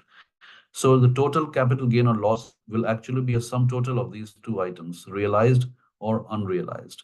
And I think everyone in the audience here today knows the difference between what is realized and what is unrealized. Something that has been sold off is realized, and something which sits still in your portfolio, though maybe it has increased in value, but you have not sold it off for money as yet, that is unrealized. It's just on paper. So we split the capital gain into two parts on the numerator. On the denominator, let's examine the changes in the formula. In the previous one, the first one, we write just the beginning value of the investment. So we invested $100 at the start of the period. We write here $100 in the denominator, and that's it. But let's say if your investment horizon is, let us say 9 months, 10 months, maybe a year. During the year, a lot of things can happen, isn't it? So maybe you start with $100 here, initial equity investment, which is the same thing as beginning investment value here. But during the years, you may feel that you may have to buy some new securities and add them to the portfolio. So if something new comes in, right, during the course of the year, that needs to be accounted for. So you're right, new funds added into the portfolio or new securities, their monetary value added to the portfolio. But because it would happen sometime during the year, it would not be a part of the portfolio for the whole year. So you count it proportionately to the time it was a part in the portfolio. So you say maybe you invested in the month of January, you created a portfolio in the month of January. 3 months later, you added some, say, $50 worth of securities more in your portfolio. But because that was done 3 months later, these $50 worth of securities were a part of the portfolio for only for the remaining 9 months out of the 12. So you will count that proportionately. So just like you could add some funds or securities to the portfolio, you can also withdraw. So there was some emergency, you had to liquidate a part of your portfolio. So maybe you had to withdraw $20 from the portfolio in the month of let's say November. So which means that from January to December, these $20 were a part of the portfolio for the first 11 months. For 1 month out of 12, they were not a part of the portfolio. So that part has to be subtracted. So this is a more deeper insight into calculating the holding period return. Holding period return in itself is simply nothing but the definition of actual return in percentage terms. That's all. Armed with these two formulae, ladies and gents, and also the fact that holding period return, the computation of that can depend on What is our objective? Are we wanting to find out the holding period return on a before tax basis, or are we wanting to find it out on an after tax basis? Right. So, as per the requirement, we will make adjustment for taxes as we go ahead. So, let's look at a few end of chapter problems. This is problem 13.3, which is talking about a gentleman called John Reardon, who purchased 100 shares of Tomco Corporation in December 2013 at a total cost of 1762. He held the shares for 15 months and then sold them, netting $2,500. So the moment you see that this is a selling price here, $2,500, and the buying price was 1762. So the difference between these two guys will give you the capital gain, which will come here. During the period he held the stock, the company paid him $200 in cash dividends. The moment you see that 200, you know that it belongs here. How much, if any, was the capital gain realized upon the sale of stock, and then calculate John's pre-tax HPR. So the capital gain, well, we can just quickly write it down. Capital gain is 2,500 minus 1,762, and that should give you 10 minus 2 is 8, 9 minus 6 is 3, and 16 minus 738. Okay. $738 is the capital gain. So that's one part. And then pre-tax HPR. Anyway, we are not given any information about taxes. Current income during the period, $200. Capital gain during the period, 738. Divided by the beginning investment value, 1762. Well, your calculators will be able to tell you how much this HPR is. So 938 over 1762, whatever percent it falls to. 53.23. Okay. 53.23%. Thank you for the assistance with the calculator.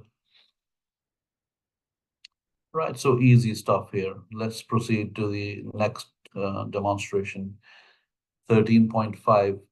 Jill Clark invested $25,000 in the bonds of Industrial Aromatics Inc. She held them for 13 months, at the end of which she sold them for 26,746. So that's selling price. Let's mark it. During the period of ownership, she received $2,000 dollars in interest. So that's the current income part in the formula. This was the beginning investment. So this guy and this guy will give us the capital gain, and this is the interim income. Calculate the pre-tax and after-tax HPR on Jill's investment, assuming that she is in the 31% ordinary tax bracket, federal and state combined, and pays 15% capital gains rate on dividends and on capital gains for holding periods longer than 12 months. So their holding period is 13 months anyway, so it's longer than 12 months. So let's do the relevant computations. Let's do the before tax part first. That's simpler. Before tax, you just need to put the numbers where they belong. The first number is current income during the period. That's $2,000 in the form of interest, plus capital gain or loss can be computed 26,746 minus 25,000. That's simple. And divided by the beginning investment value, $25,000. So anybody who can assist with the calculator can tell me what percentage I should write here.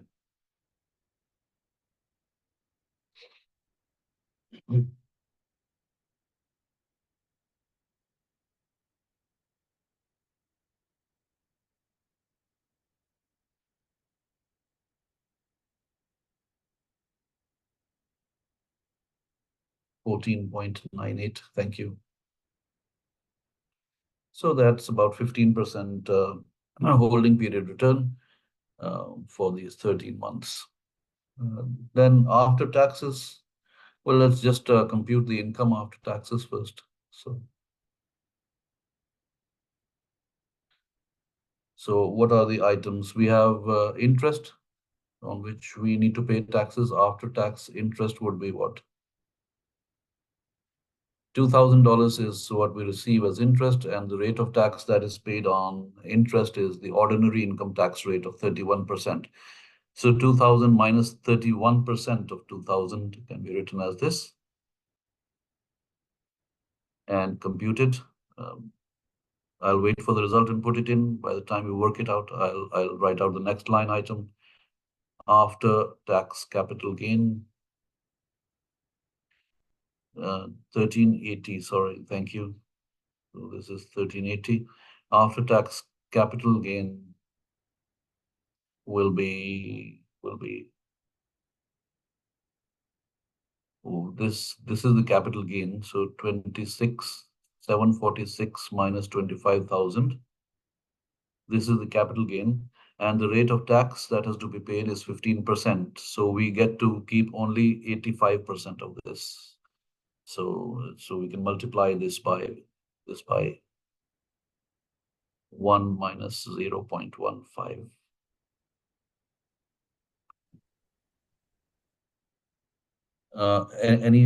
Anywhere, if somebody doesn't follow anything, they will please let me know.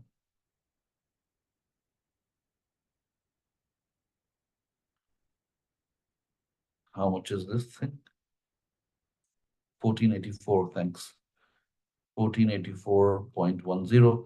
So which means we can add up the income then, or maybe write it separately, or whichever way. After tax HPR will be equal to what? After tax interest 1380 plus after tax capital gain divided by the beginning value of the investment, $25,000. Whatever this falls to. Thanks, Abhija, 11.456. Right, so simple enough. Let us proceed to the next item, which kind of makes use of that second deep dive type of formula.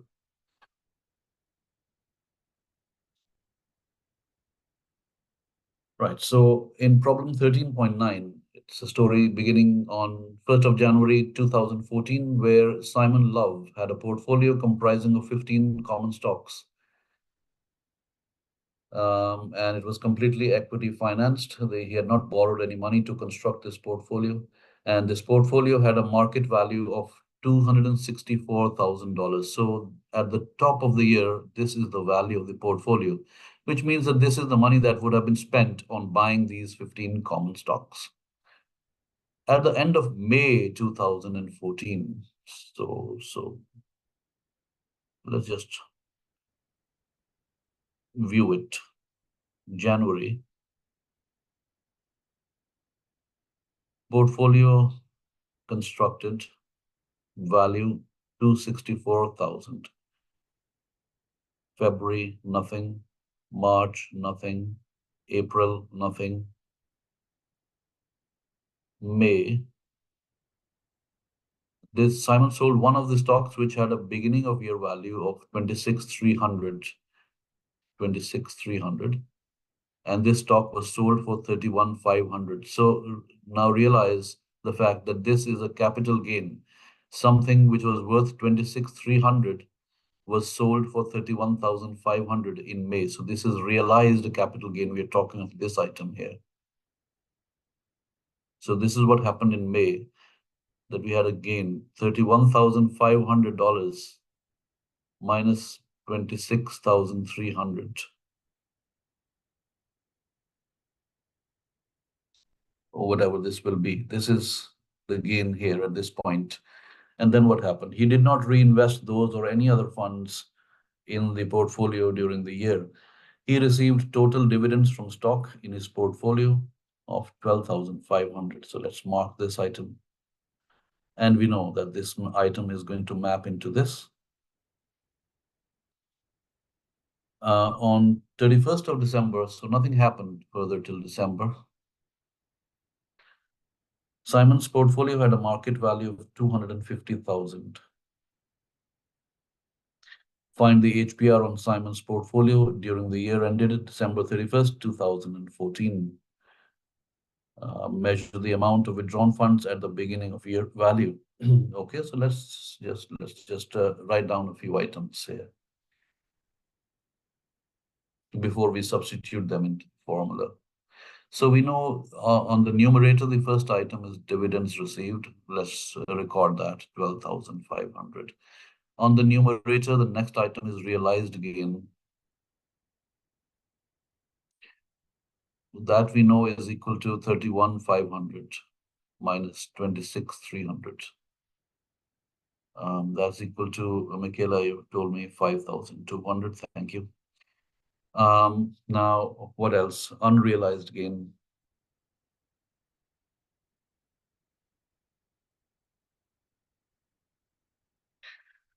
For unrealized gain, what do we need to do? What values do we need to be mindful of? Let's change color and highlight them. This was the value of the portfolio at the top of the year. This was the value of the portfolio at the end of the year.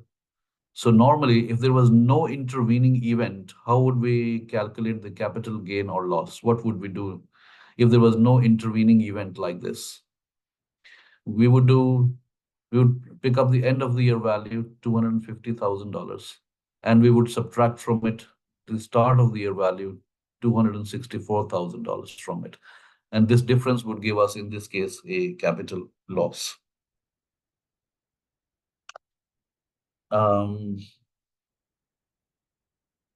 However, we do realize that some part of the portfolio was liquidated during the year, right? So from this $250,000, the end of the year value, we should not be subtracting the whole 264,000, isn't it? Because it is out of this 264,000, we took out something worth 26,300 and we sold it off for 31,500. So this $26,300 worth of securities that we took out from this 264,000, that should not be counted in this calculation, in this calculation. So that then the calculation should be as follows. You write down the end of the year value, 250,000. Then you start writing just as usual. You say minus. The top of the year value was 264, but it wasn't 264,000 throughout. In the middle somewhere, this amount was taken out and sold off. So that should not be counted.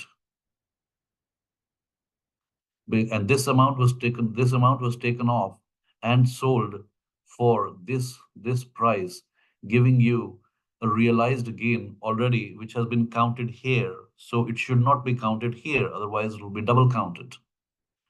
So this is the unrealized capital gain, whatever your calculator will tell you. $12,300. Thank you. So we have the numerator set up. So what do we have at the bottom? Well, let's just put it in the formula. HPR is equal to 12,500. Realized gain 5,200. Unrealized gain 12,300 divided by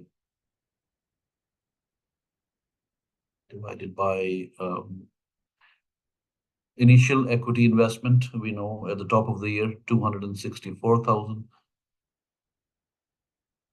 plus any new funds added, nothing added. Anything withdrawn? Yes, withdrawn. How much did we withdraw? Securities worth $26,300 were not a part of this portfolio for some months. How many months?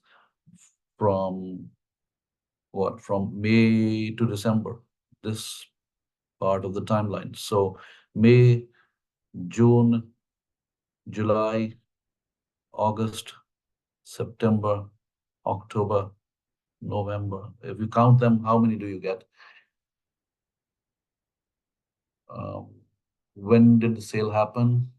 Let's scroll back up and see at the end of May. So June, July, August, September, October, November, and December, 7 months, they were not part of the portfolio. So we can count them proportionately.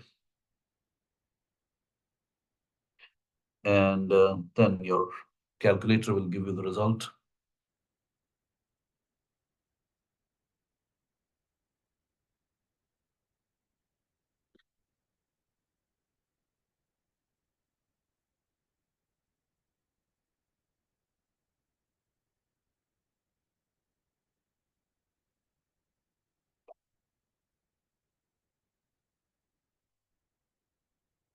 Ladies and gentlemen, it seems we will go a little bit over time because we have to finish. Not too long, but maybe a little 5, 7 minutes, 10 minutes. Meanwhile, what is the calculator result? 10.74. Okay.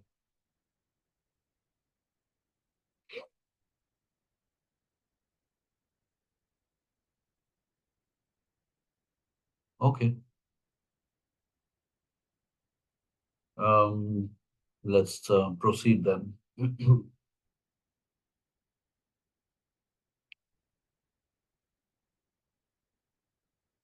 After this, I don't think I have anything lined up here on the sheet for you. Or no, there's a problem. Before we attempt the next problem, we need to scroll back up a little bit.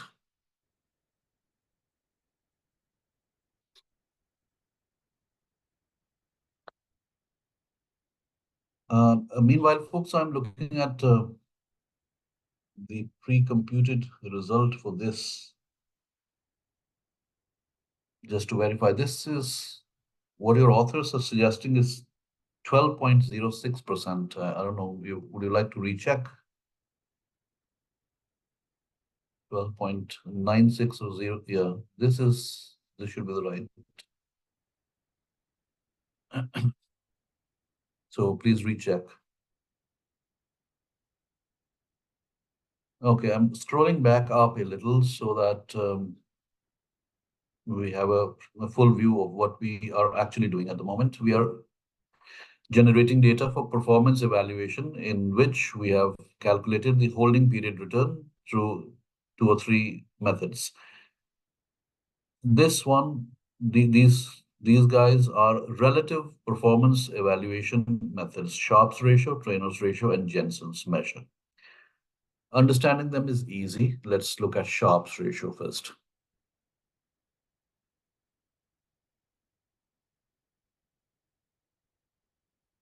Ladies and gentlemen, Sharpe's ratio is called Sharpe's ratio because it was proposed by Dr. William Sharpe, Professor William Sharpe, who got a Nobel Prize, by the way, for proposing the capital asset pricing model. I don't know, maybe you know, maybe you don't know.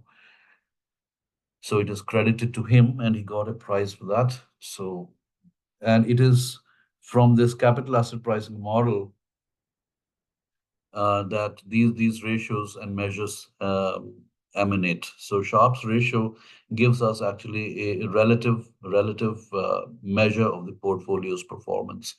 So before we write the ratio, let's just clarify a little bit of terminology. For calculating these ratios, we will be in the domain of CAPM. So we need to remember CAPM. So let's write CAPM first. So CAPM says that the expected return, which I'm just writing as RI, you could use anything. RI or RP, let's say, for the portfolio is equal to the risk-free rate of return plus the beta of the portfolio multiplied by the market's return minus the risk-free rate of return, right? Now, in this formulation, we will change it to express it in a way which will help us understanding the Jensen's measure when we come to it. What we want to do is we want to rewrite the CAPM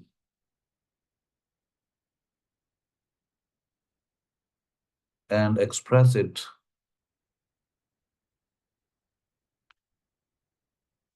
in the form of excess returns.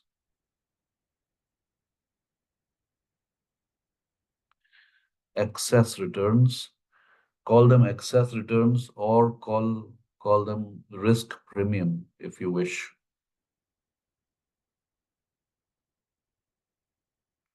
Whichever term you like. For example, if I highlight one of the risk premiums already, this item in the CAPM is already an excess return. This is excess return on the market. Why we call it excess is because RM minus RF tells us the extra return that market gives us over and above the risk-free rate. So the risk, without taking any risk, if you can earn 1% on your investment, and by taking on the market risk, if you can earn 6% return, then the additional return which the market is offering you, additional 5%, because 1% comes risk-free. By taking on risk, you can get extra 5% so that your total return becomes 6%. So that extra 5% is the excess return. And that extra 5% can also be seen as a premium which you receive for taking on the risk. So this part is already in the form of, this is market's excess return.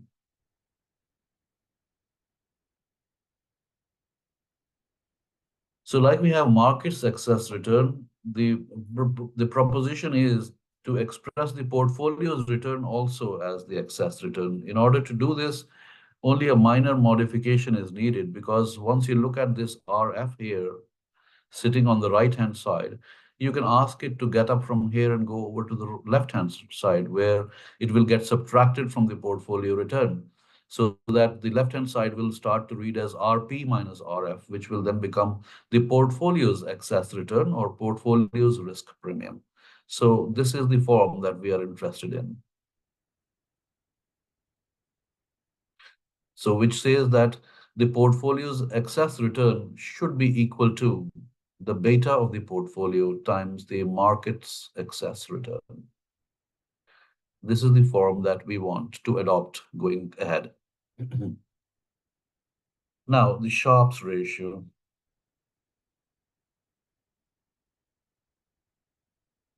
Sharpe's ratio is a relative performance measure. So whenever you see the word relative, think about a fraction, because expressing something relative to something else means putting something on the numerator and putting something on the denominator, right? So it is just like saying 50 marks out of 75. It is 50 out of 75 is a relative measure of performance. And the absolute measure of performance is just to say that somebody scored 50 marks. It doesn't tell you much. Is this good? Is this bad? Difficult to comment, right? But if you say 50 out of 75 compared with 50 out of 100, you can compare, isn't it? See, now you can better say that this performance is comparatively better. Though on an absolute level, both candidates scored 50 marks each. So Sharpe's ratio is described as this. We write the total portfolio return minus the risk-free rate. Basically, we write the excess portfolio return, this.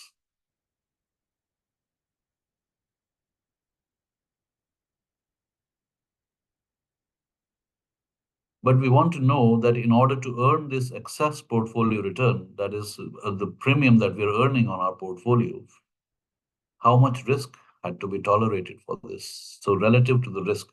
And since the risk, total risk of the portfolio would be expressed as the standard deviation of the portfolio, which you would have covered in the previous topic, if you had the time for it, then we will write it here as the total risk, right? So portfolio standard deviation will come at the bottom, which simply tells you, what does this ratio tell you? It tells you that for tolerating 1 unit of risk in terms of standard deviation, what is the extra return that your portfolio is giving you over and above the risk-free rate? Why I say over and above the risk-free rate? Because I'm using the word excess, in excess of the risk-free rate. So how will you write it? You will write as RP minus RF over sigma P. horrible sigma, by the way. Right? Lack of space. So let's create some. Right, so that is Sharpe's ratio. Trainor's ratio, what does it do? It's a variation of the previous idea. Trainor's ratio says, so the excess portfolio return is okay. So I'm earning this much return on my portfolio, RP, and this is this much in excess of the risk-free rate. That's fine, that's okay. But the risk that I'm comparing it with, should it be the total risk that I should be using, like in the Sharpe's ratio, or I should be using only that risk which matters? Meanwhile, there is a question in the chat. Michaela, you are asking, can I repeat the interpretation of the formula? Interpretation of it. Let's say you calculate this ratio and just make up an answer. Let us say it comes out to, I don't know, 1.7, right? So if you substitute values here and the result is 1.7, I can read it as 1.7 over 1 also, isn't it? So what does it mean? It tells me that for every 1 unit of risk that I take, because in the denominator, what am I measuring? I'm measuring risk in the form of standard deviation, isn't it? So for every 1 unit of risk I take, I am compensated to the tune of 1.7 units of excess returns, right? So if I were comparing two portfolios, one of them had a Sharpe ratio of 1.7 and the other had a Sharpe ratio of 2.8. Obviously, the one with 2.8 would be better for me because for tolerating the same 1 unit of risk, the one the portfolio which gives me 2.8 units of return is better than the portfolio which gives me 1.7 units of return. For a given level of risk, greater return is always better. So higher the Sharpe ratio, the better it is. Is that okay, Michaela? All right. So we were talking about the Trainor's ratio, and we were saying the Trainor's ratio just examines the idea that, okay, it's okay to write risk here, but what type of risk I should write? Should I write the total risk here? Total risk in the form of the sigma? There's a question mark. The Trainor's ratio raises a question mark about it because because the idea is that if previously we have said that out of the total risk, if it is only the systematic risk that matters and the unsystematic risk is irrelevant because that can be diversified away, by an intelligent investor, then why write the unsystematic? Why include the unsystematic component of the risk here? Because the extra return the portfolio is offering you here at the top is only because of the risk that you cannot reduce, that you must tolerate. Isn't that so? That is what is being rewarded. So only the systematic risk is something that is relevant, and that should be what should be used. So what they say is RP minus RF, which is the excess portfolio return divided by, instead of standard deviation, they say use the beta of the portfolio. The interpretation is the same. So it's just that the definition of risk has changed here. Instead of sigma p, we are using beta p. Either way, it is the definition of risk. So same interpretation, higher the Trainor's ratio, the better it is. Next thing is the Jensen's measure. Jensen's measure. Basically, what it does is that it compares the excess return computed by the CAPM. Listen, hear me out first, and then we will write. It will make a comparison, Jensen's measure. For comparison, we need two things. What those two things are going to be? Those two things are going to be the excess return of the portfolio as computed by the CAPM, as predicted by the CAPM equation. So you collect data, you substitute data into the CAPM equation, you find out the excess return, right? So that is modeled return, that is calculated return based on some data. Then this it gives you an expected excess return. Now, we all know expectations may turn out to be true or they may not. Actually, when the portfolio goes ahead and does what it needs to do, it will report an actual performance. So there will be an RP minus RF, which is actually observed, right? So when you do this, when you have these two estimates of excess return, you compare one with the other. Obviously, if the actual estimate is greater than what was predicted, this is the prediction. This is the reality. If the reality is greater than the prediction, then isn't it better? Then the Jensen's measure will be positive. The answer will be positive for Jensen's measure.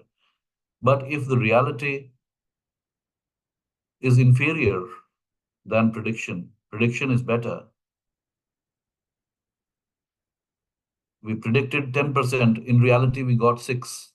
If that is the case, then the Jensen's measure when we calculate it will turn out to be negative. Jensen's measure, ladies and gentlemen, is also known as Jensen's alpha. Right? So we can say this is a positive. These are possible alpha values.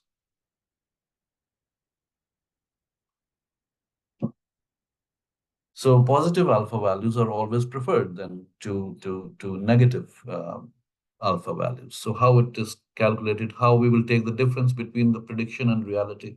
Let's write the Jensen's measure.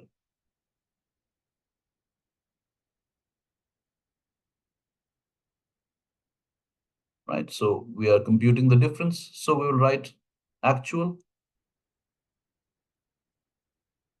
minus expected. What is actual? We will write RP minus RF, what we have observed actually.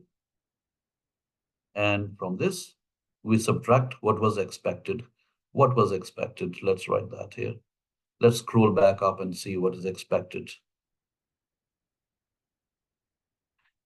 This is expected RP minus RF. This is the prediction.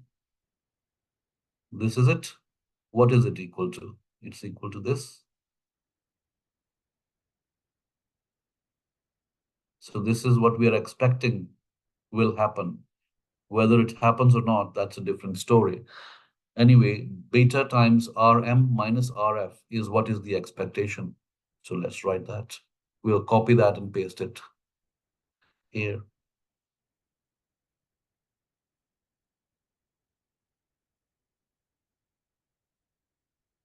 If the result of this thing turns out to be positive, feel happy. Negative, 0. Poker faced.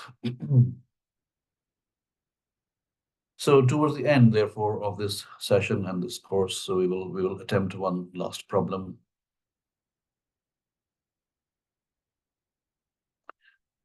Problem 13.16, the risk-free rate is currently 8.1%. Use the data in the accompanying table for the FIOS family portfolio and the market portfolio during the year just ended to answer the questions that follow. So we have various items. This is FIOS portfolio's rate of return. This is the market's return.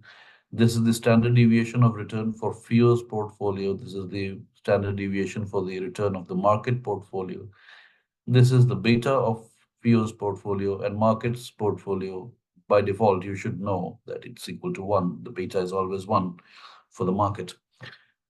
So now part A of the problem says calculate Sharpe's measure for the portfolio and the market, compare the two measures and assess the performance of FIOS portfolio during the year just ended. So let's do part A, FIOS portfolio.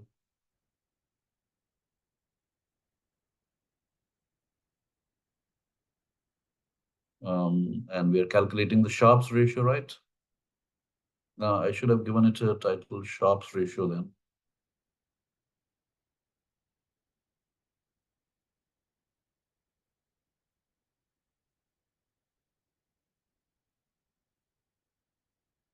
So under that, we can say FIOS portfolio, FIOS P.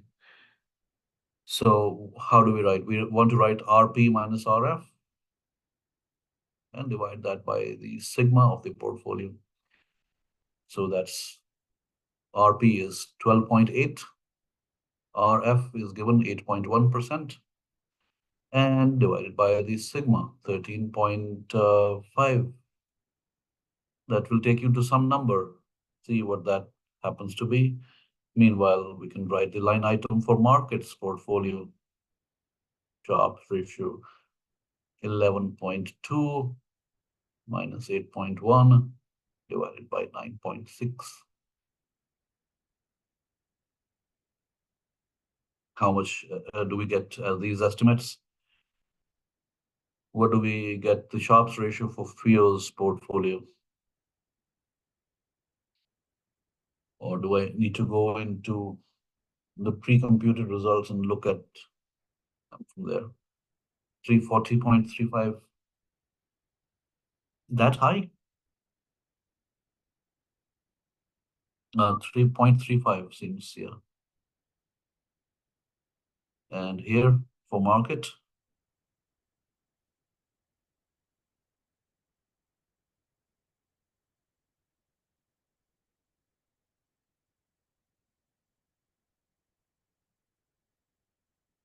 .32. Right. So it means Fio's portfolio outperformed market's portfolio. So let's give him the green. Fio's portfolio did better because a higher Sharp ratio is always better. 0.35 here is simply telling you that for every 1 unit of risk taken, the compensation is 0.35 units of excess return. In comparison, for every 1 unit of risk taken, the market offers you only 0.32 units of excess return. So Fio's portfolio is better. Likewise, you can proceed to calculate the Treynors ratio. It's nothing to it, really.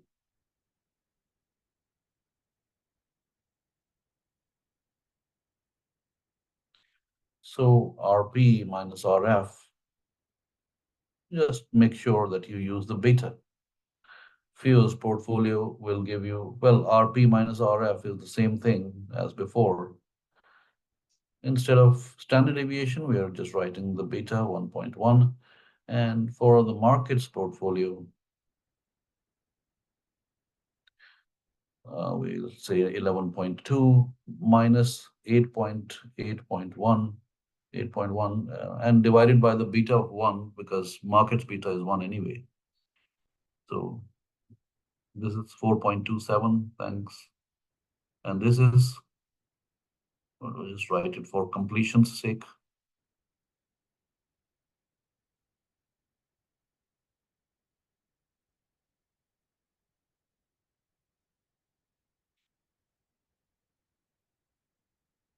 $3.1. So again, we can give a green signal to Fio's portfolio because for every 1 unit of risk taken, for every 1 unit of systematic risk tolerated, because we are measuring systematic risk here, remember, beta.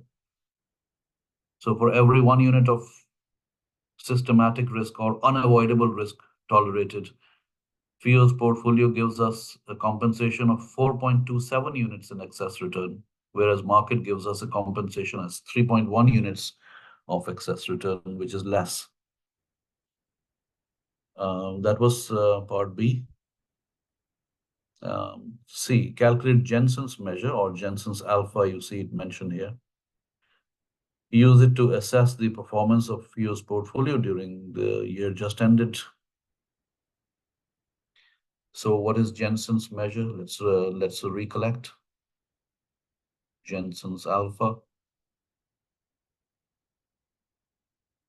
Alpha.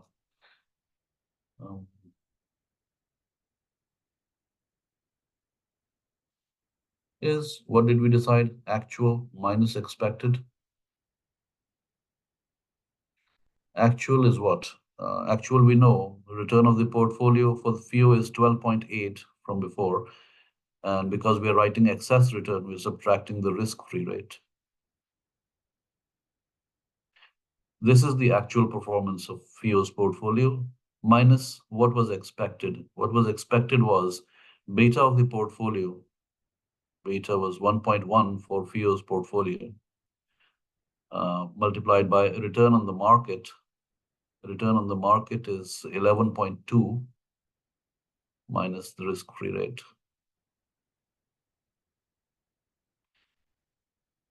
This is what Jensen's alpha will be.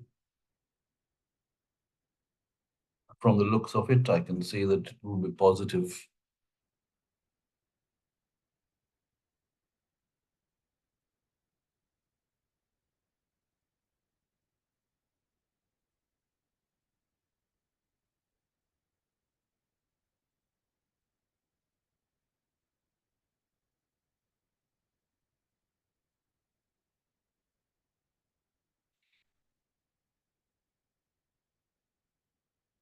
The suggested result for this is 1.29 if anybody's computing.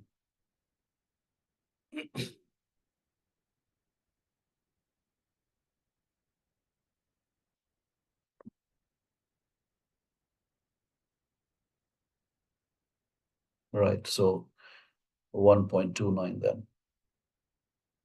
Right, so 1.29 means that it is a positive number, means that Jensen's, the FIO's portfolio is kind of outperforming the market, right?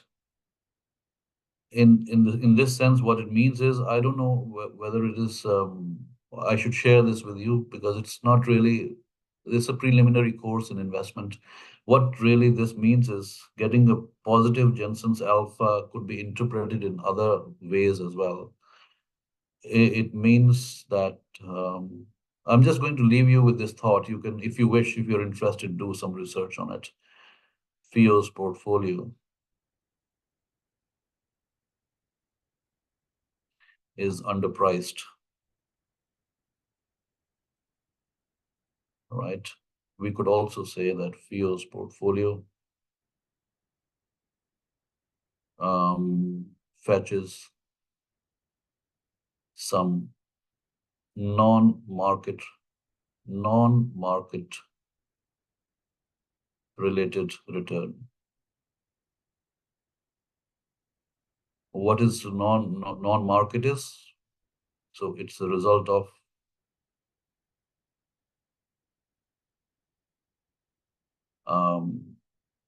expertise or skill in stock selection or security selection.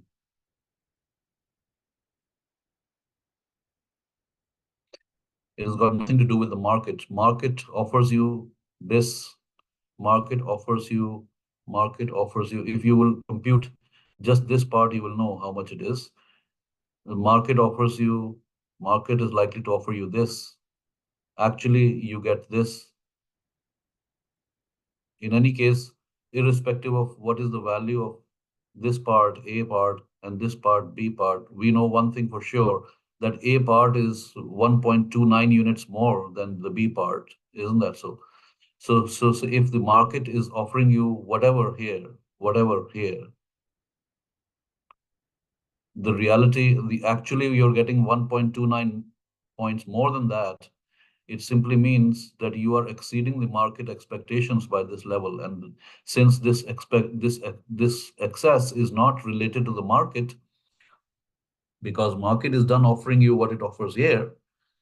In addition, if you are getting this, it must be because you are having some skill or expertise in choosing those securities and including them in the portfolio, which you can get at bargain prices today. That's why I've used the word underpriced here. You have a skill or a knack of doing market research in a way and picking up those securities which appear to be underpriced at the moment so that you can get them into your portfolio at a cheaper price than what their price actually should be. So because you're able to get those securities into your portfolio at a cheaper price, it means that the prices of those securities will now rise. And now when they rise, you will earn some additional gain or benefit out of it. And that additional gain or benefit is reflected in this positive value. So people who are engaged in active portfolio management are always on the hunt for underpriced securities if they could locate them correctly. and include them into the portfolio, they would be well served. So looking or hunting for underpriced securities also is sometimes expressed as looking for positive alpha securities, right? So that's how you can read into Jensen's alpha a little bit more. This, ladies and gentlemen, completes about 70% of this topic. The other part of this topic, as I told you when we met face to face last time, is about timing your transactions.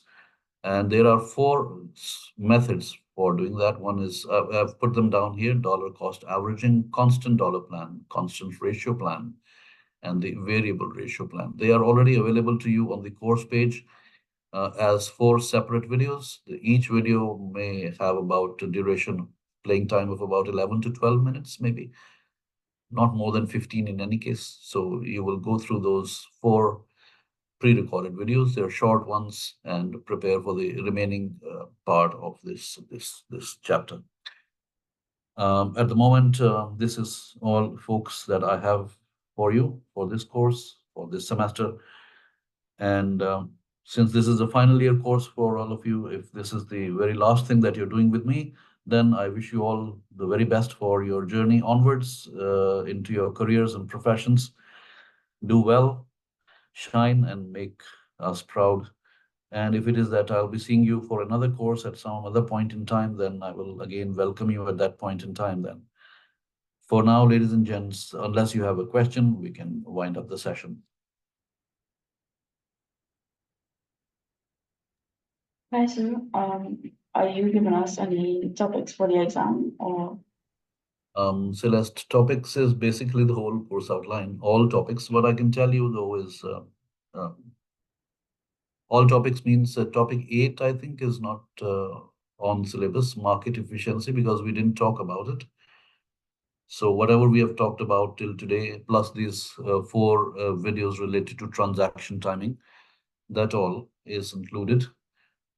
In the final exam, what I've done is I've given you 11 questions, and you can do any 10 out of them. Each question carries 10 marks. Right. So basically, which means is that you will be attempting an exam paper which is worth 100 marks. So whatever you score out of 100, I will convert it to out of 60. Running through the exam paper, I can also quickly tell you is that most of the exam paper is computational. Around 3 or 3.5 questions out of 11 questions are descriptive type. Most others require some or the other form of calculation. Right, and then the questions obviously are spread over all the topics that we have covered. So there's really nothing to say in terms of which topic to focus on and which not. All right. The good thing is that today is what, 8th of April, and you have about a month's time to prepare, which is quite a lot of time. And so you should be fairly well placed. Just make sure that you don't ignore the pre-recorded parts of the lectures, which is the last two topics and the half part of this one as well, because there are questions in the exam from everywhere. Right? Anything else, folks? Yeah, thanks, sir. So should we call it a day then? Right. Okay. So I will stop the recording and end the session. Take good care of yourselves, everybody, and see you again maybe sometime in life. Bye-bye.